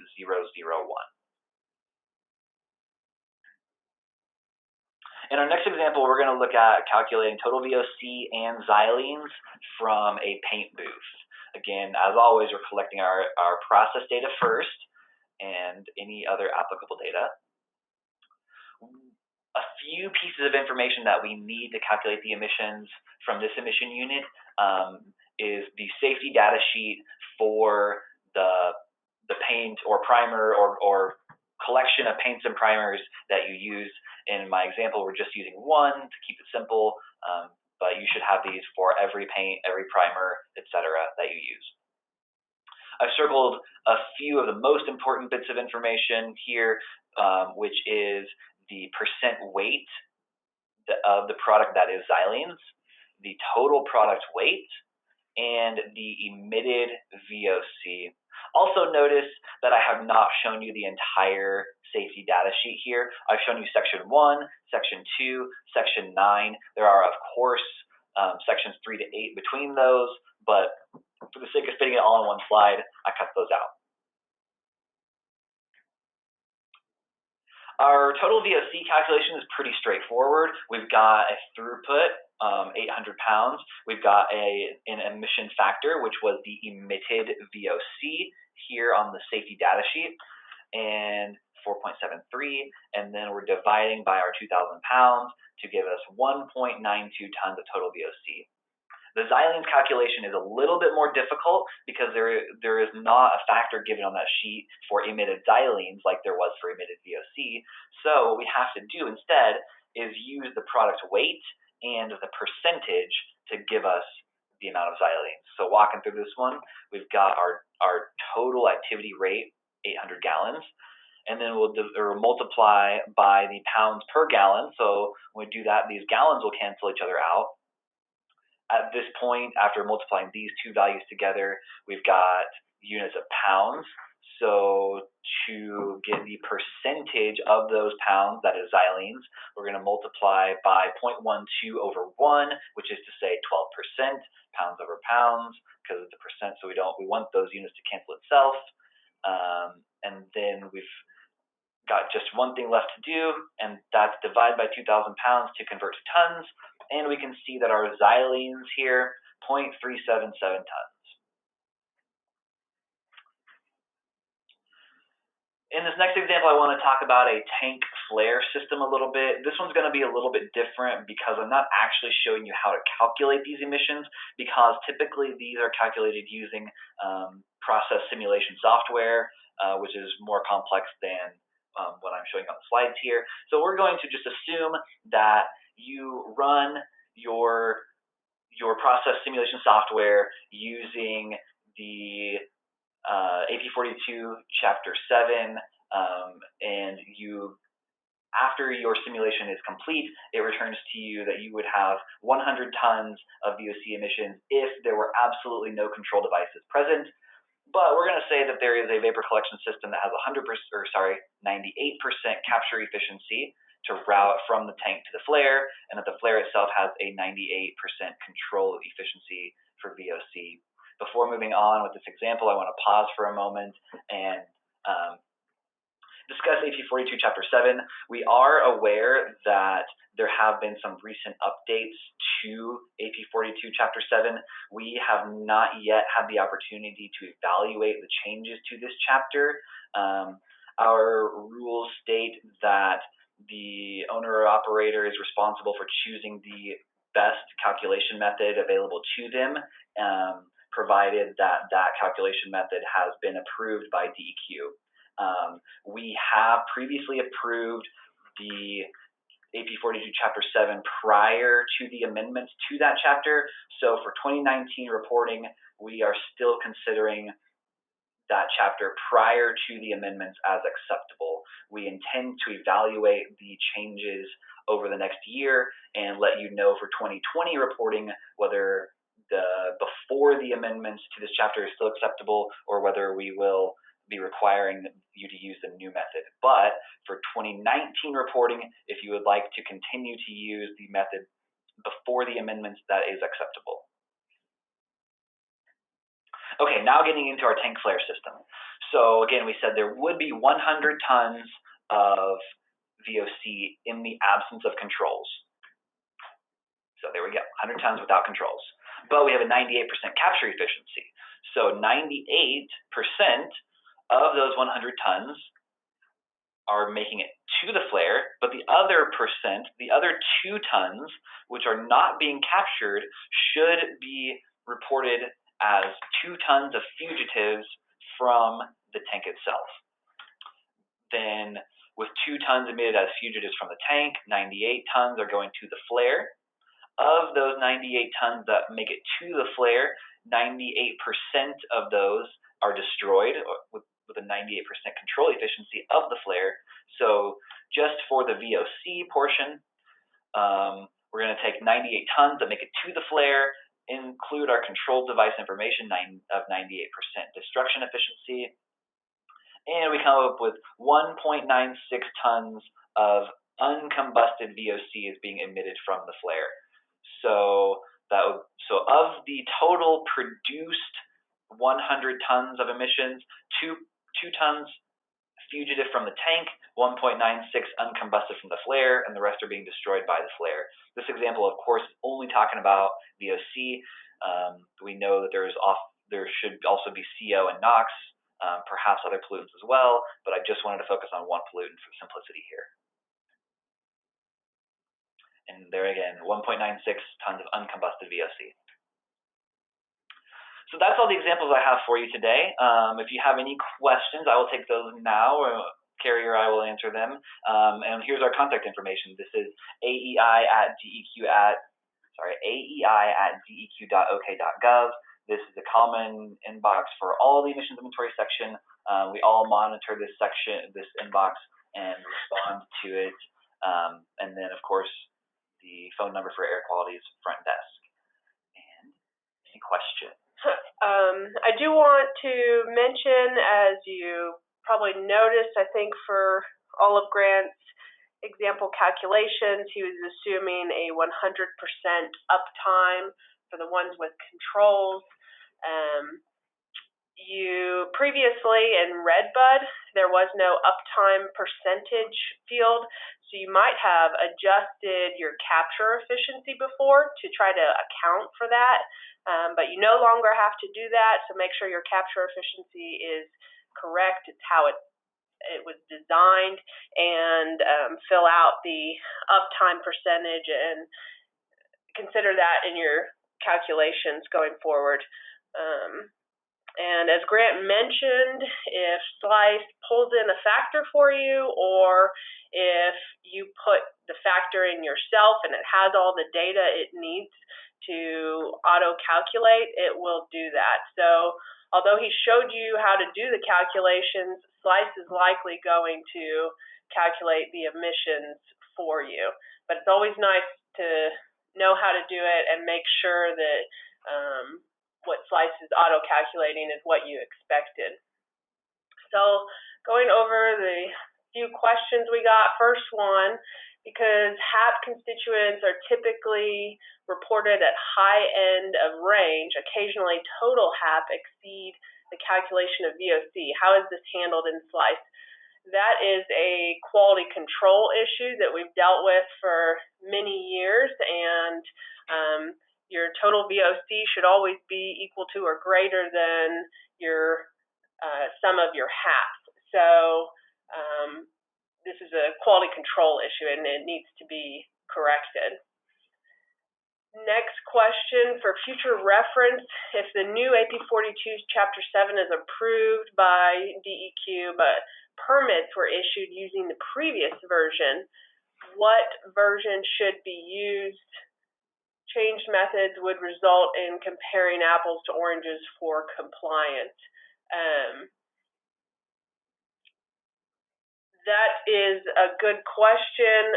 We'll be evaluating this. Our rules always say use the latest and best calculation method, so that could always diverge from what was used to calculate the emissions for getting your permit, especially if you're a minor source. You could have used a method that was approved long ago, and now there's been updates since then. And in that situation, we'd probably encourage you to get an updated permit. But we will be looking at it and seeing how different the emissions are, how different the emission amounts are for that particular change in AP 42. Next question. Will the SLEIS auto-calculation function override any emission quantities that are uploaded via batch reports? Yeah, this was similar to a question we had earlier, where it will overwrite them if the emission quantity you're talking about is in the spreadsheet that you're uploading. However, if you're uploading emissions through the spreadsheet, I don't think you'll be going back through the front end calculations typically, so I wouldn't think that the front end auto calculate would affect that, but only if, when you're uploading spreadsheet data, if the throughput and emissions factor don't agree with what you put for your calculated emissions, it will calculate based upon the data you've input in the operations data from the spreadsheet and input a calculated value instead of your listed value. And next question, excuse me, in Redbud there was a checkbox to mark trace pollutants, that's a trace amount for pollutants, that did not meet reporting threshold. What is the best way to submit this information in SLEIS? Yeah, there's no longer a trace checkbox, so I would say go off of our reporting threshold guidance, our policy that we have, and report the emissions if they're required to be reported. If they're not required, but you still want to report them, you can. If you find that an entire process, all of the pollutants at that process are not above that reporting threshold, there is a checkbox in SLEIS where you can indicate I'm not reporting this process, and then you leave a comment saying all pollutants are below the reporting threshold. Those are all the questions I'm seeing at this time. It looks like we've got a couple questions before the last presentation. One question is, for your emergency generator, you show 50 hours per year.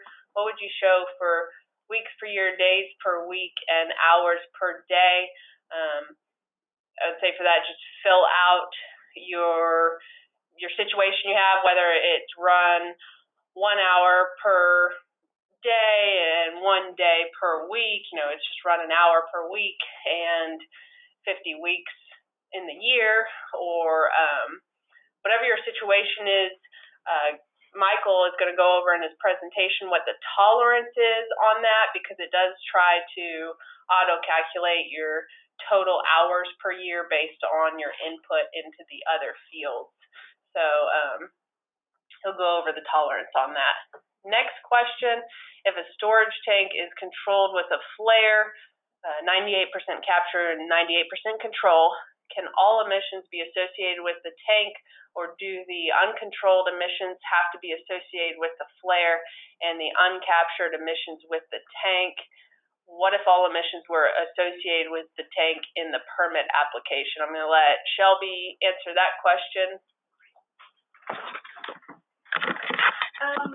Yeah, we just follow the guidance that I laid out during my presentation. That should help, or feel free to send me an email. But no, not everything can be associated with the tank. The tank should just have the uncaptured fugitive emissions, and then the flare should have the uncombusted VOC emissions associated with combustion of the gas stream and the pilot light emissions. So the guidance just more accurately representing where the emissions are being released to atmosphere.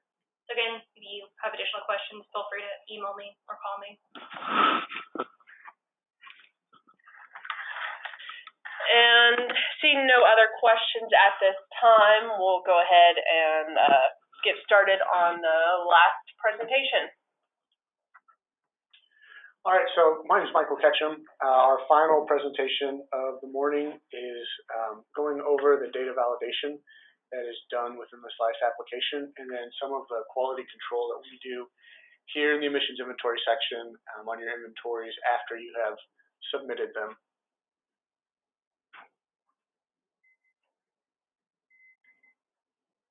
We're going to start by looking at the data validation that's done within SLEIS. There's a lot more validation within our new software, and so hopefully a lot of the checks that we used to have to run, some of that will be caught as you are doing your initial submission of your inventory. SLEIS does data validation in a couple different places. Some of the validation is done on individual pages in the report as you are entering information and saving things. There is also a final validation that you have to run before you can submit that looks through all of the inventory to check for any issues there.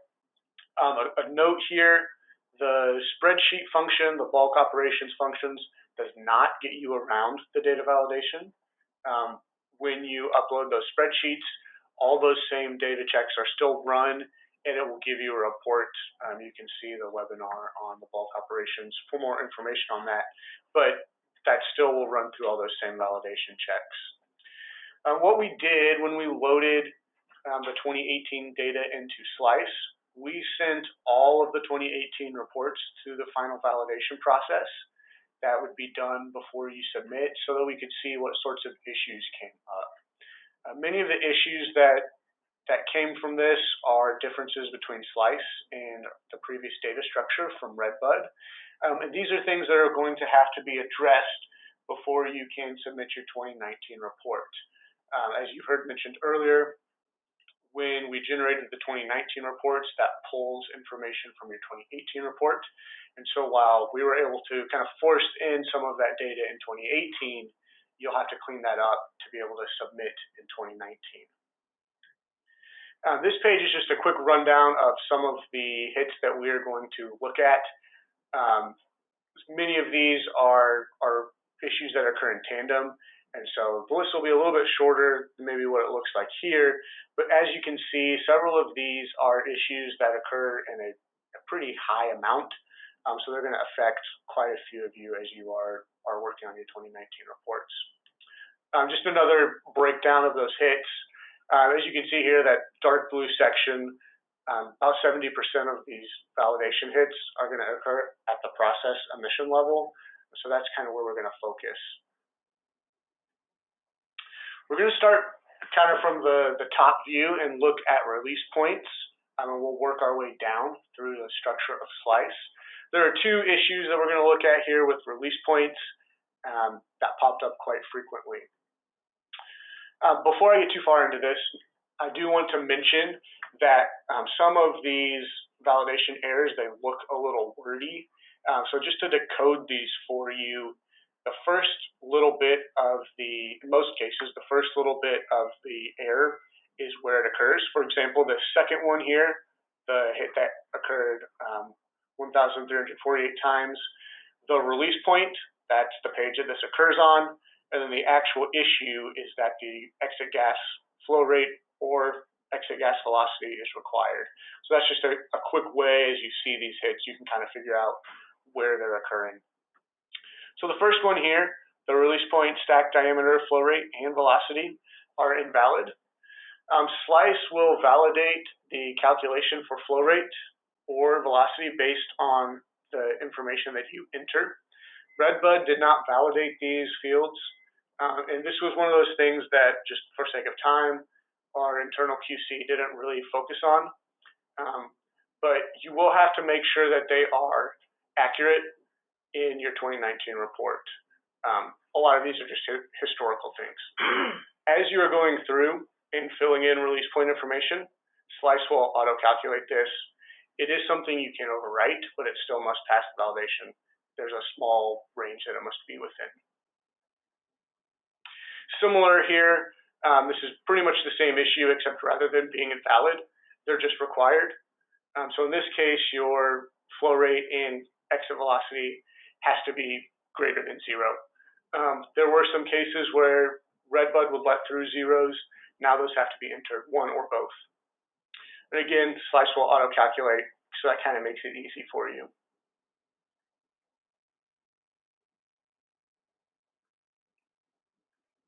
Moving on to control device issues. As you have heard already today, control devices are one of the most different things in SLEIS. They are now a unique object rather than being reported at the pollutant level. Because of this, we had to create control devices in SLEIS based upon how they were previously reported in Redbud. What we did was we created a control device for each process to make sure that all the controlled emissions were associated with a control device. This may or may not accurately reflect what is actually happening at your facility. In reality, it's more likely that your facility has multiple processes that are all leading to one single control device. These newly created control devices will need to be cleaned up so that they match what is actually present at your facility. This is a critical validation error. It has to be fixed before you can do your submission. Depending on what all you're doing in your inventory, this may be something that if you don't actually go to the control device page and edit anything, you might not see this validation issue until you run that final submission. In order to clean these up, you can move pollutants to the appropriate control device. If you have a control device that has a pollutant associated with it and it shouldn't be there, you can move it to the correct control device. Or you can even remove that pollutant from a control device. The only requirement in SLEIS is that a control device has to have at least one pollutant associated with it. So if there's an extra one, you can delete that individual pollutant. One of the kind of different things with the control devices is that the control devices cannot be deleted as that individual object. What you can do if you have excess control devices, you can just set them to permanently shut down and give them their final inventory year, and that will kind of take care of that. A couple examples here, just that you might run into that could potentially be common ones. Let's say you have 4 engines at your facility. The way that we created those control devices, depending on how those processes were related to one another, you may only have 1 or 2 let's say they use oxidation catalyst as their control. You might only have 1 or 2 oxidation catalyst control devices, when in reality you need to create 2 more to have 1 for each of those engines. Another one you might run into,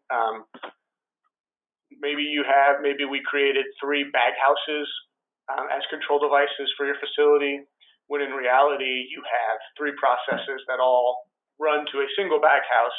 In that case, you'd need to set 2 of them to permanently shut down. So the first validation issue that you might run into with the control devices is that the pollutant reduction efficiency must be between 5% and 99.99%.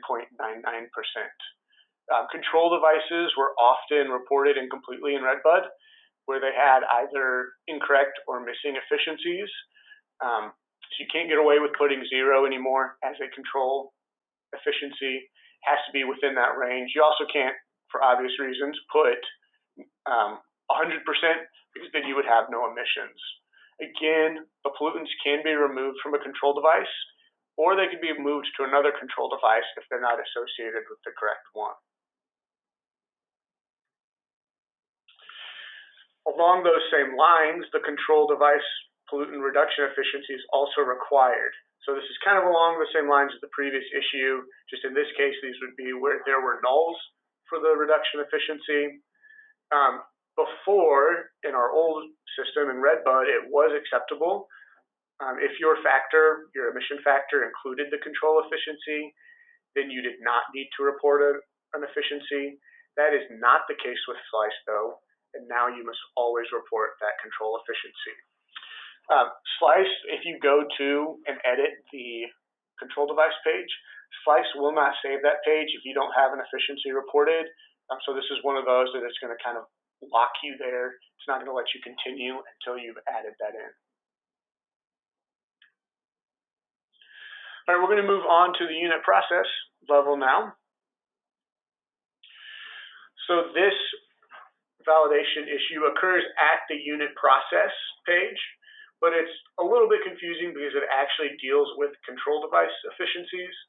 In this case, the control device efficiency cannot exceed 100% within a given sequence. While this relates to control devices, I'm going to show you here in a second where this is found on the unit process page. As we saw earlier, the control devices are now a standalone piece of equipment, and they can be set in sequence. So this particular validation error occurs when control devices are in a sequence and their efficiencies add to greater than 100%.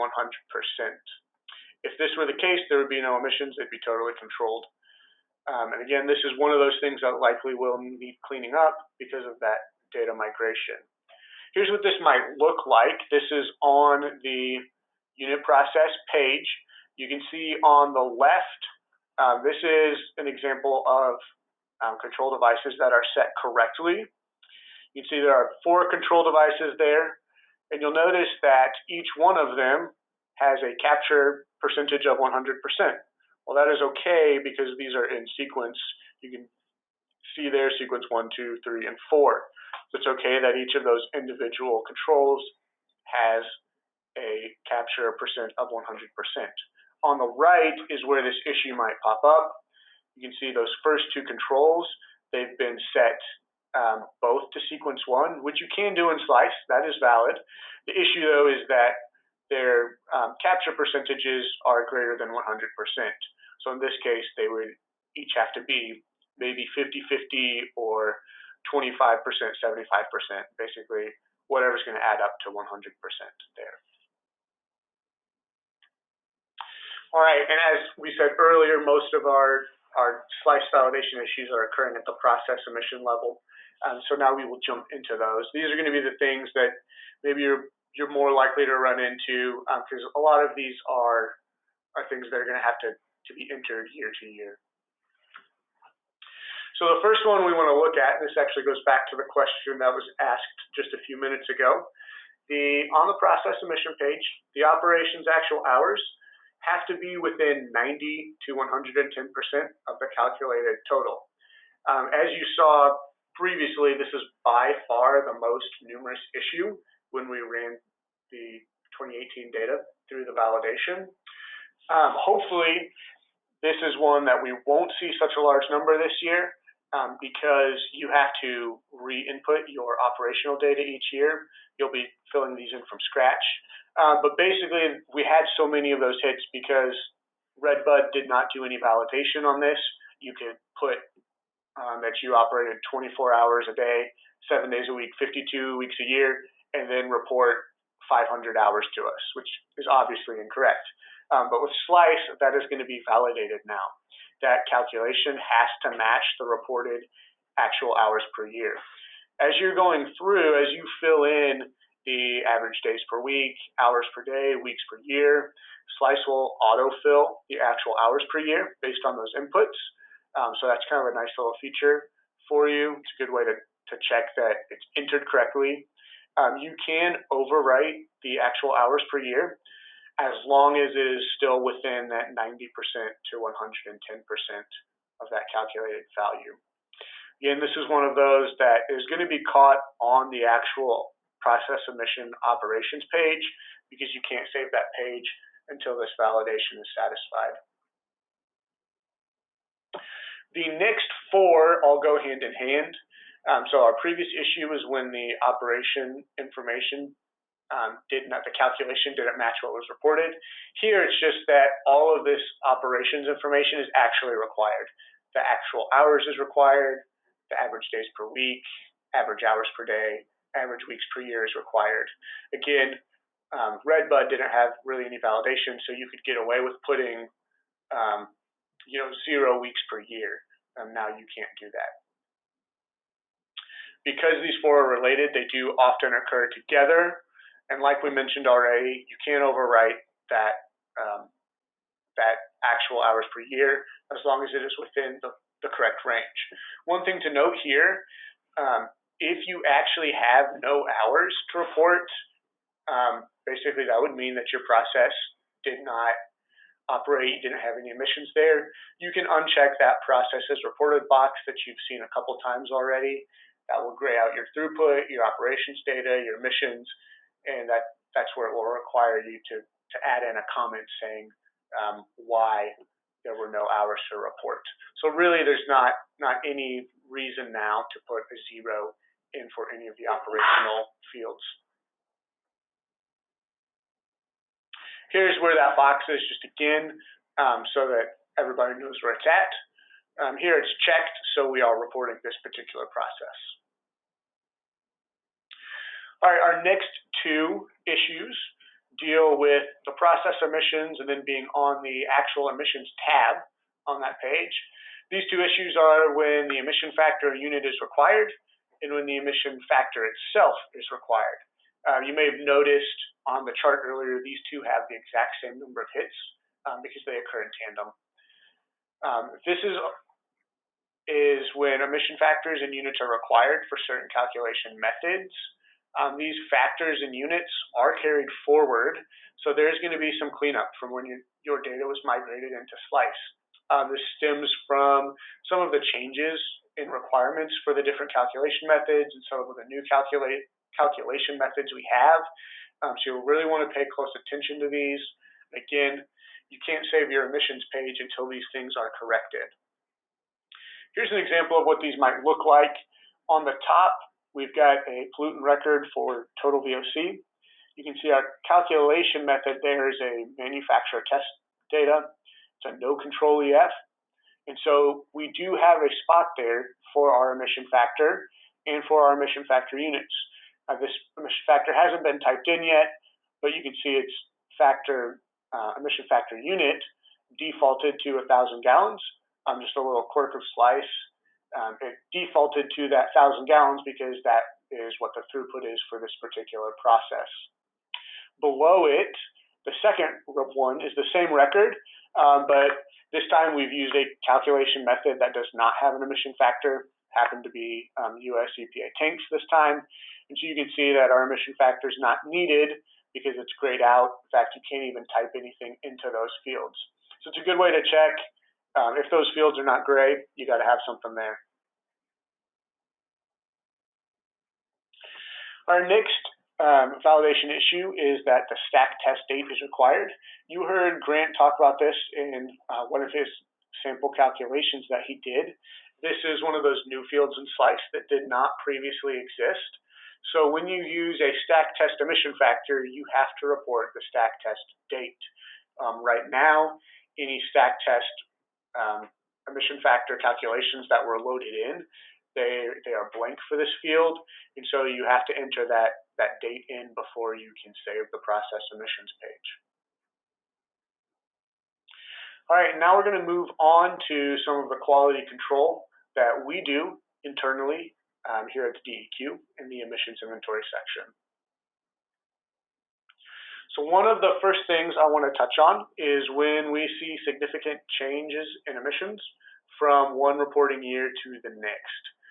We often see that emissions at an emission unit at a process will increase or decrease significantly without any significant change in the throughput or the operating time. If you have excess emissions, then this might be valid. And just as a reminder, you are to report them in your emissions inventory.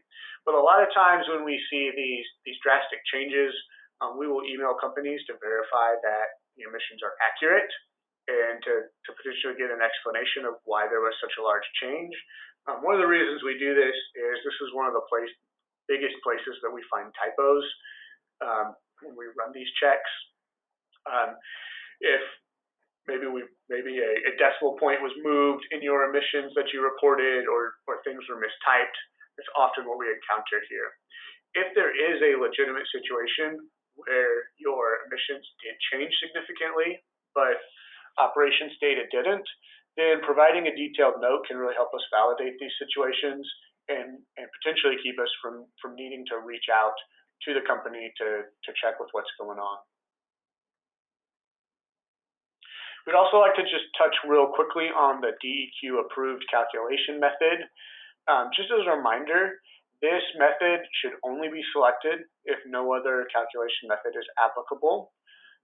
We do ask that you add a comment to any instance where you use the DEQ approved method, just so that it helps us kind of know where these are being used and why that calculation method was chosen.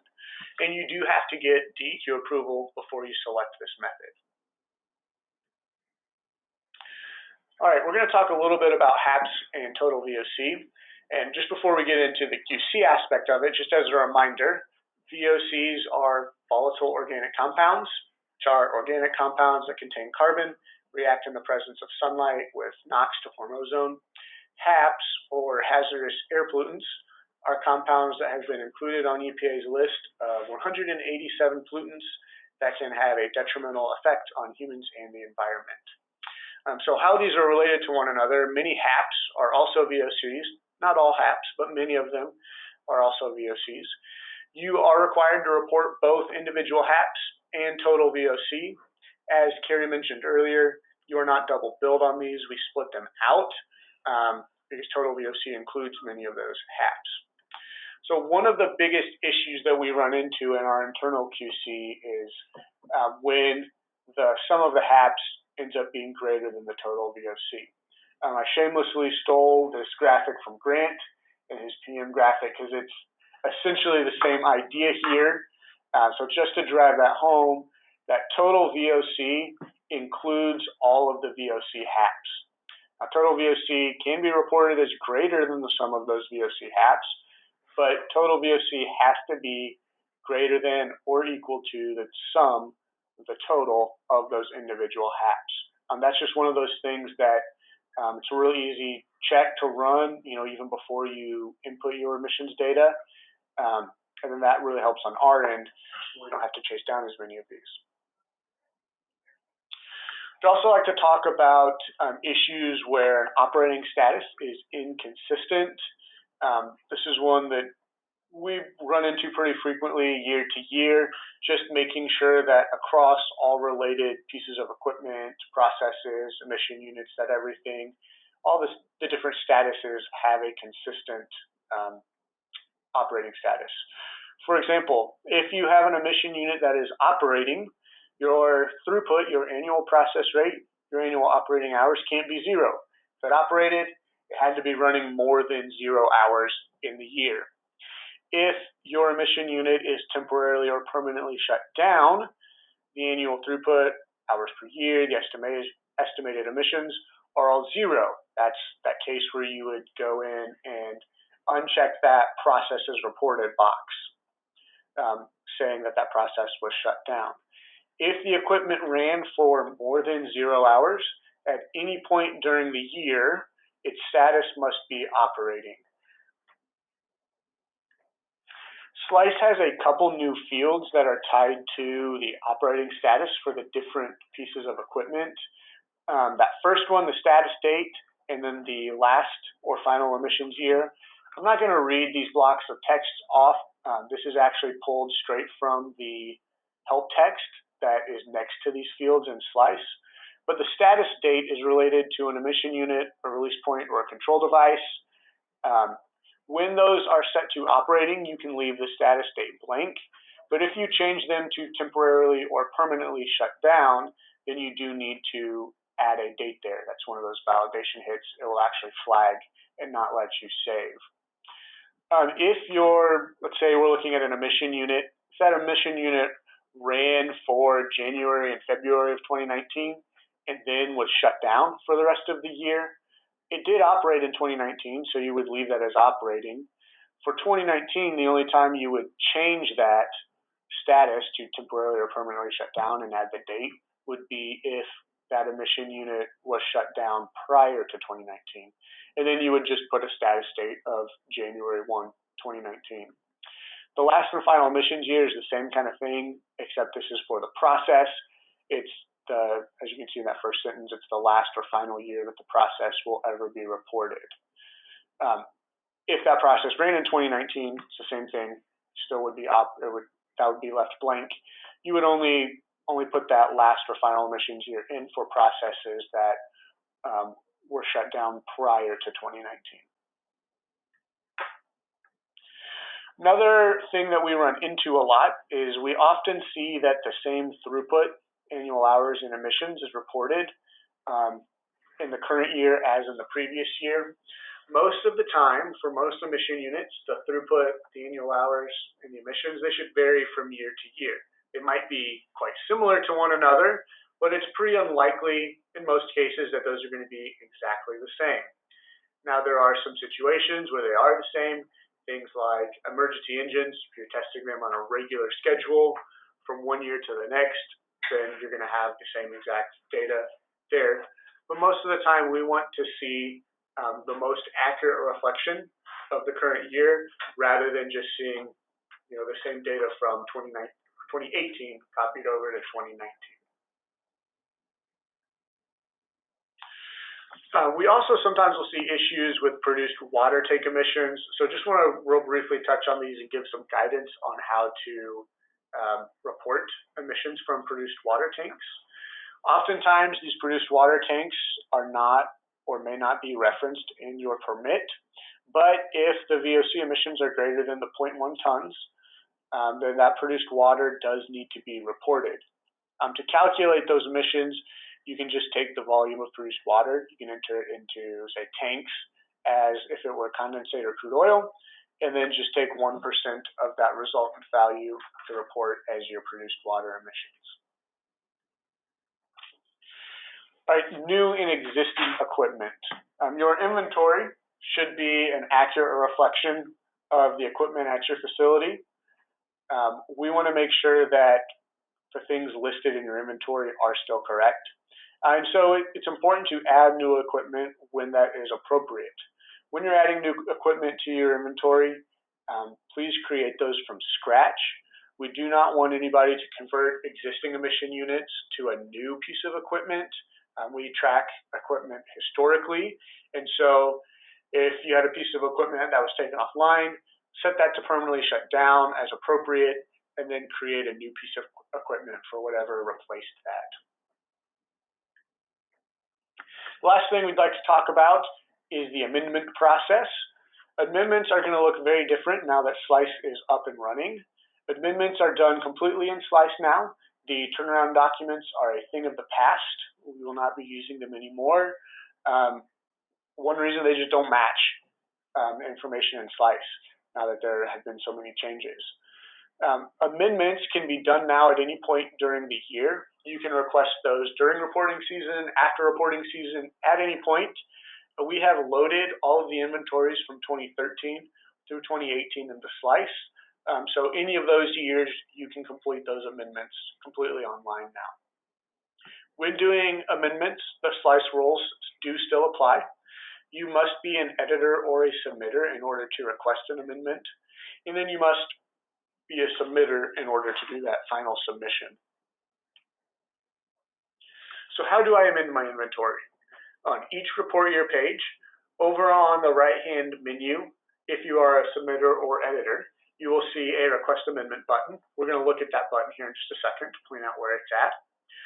When you click on that button, it will take you to a page where it has a text field for you to explain why you are requesting an amendment.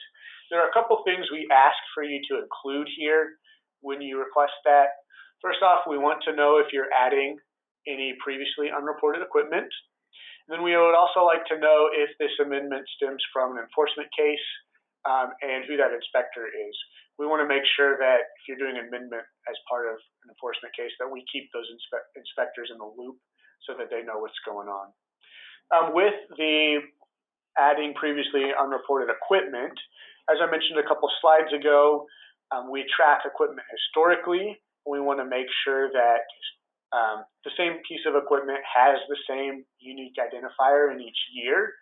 And so when you're doing amendments, let's say you forgot to include an engine on your 2017 and 18 inventory. If you need to go and add that engine back in, you would actually have to create that engine new in both 2017 and 18. And then after they're submitted, DEQ staff would have to go in and correct those identifiers to make sure that they match so that we can track those historically.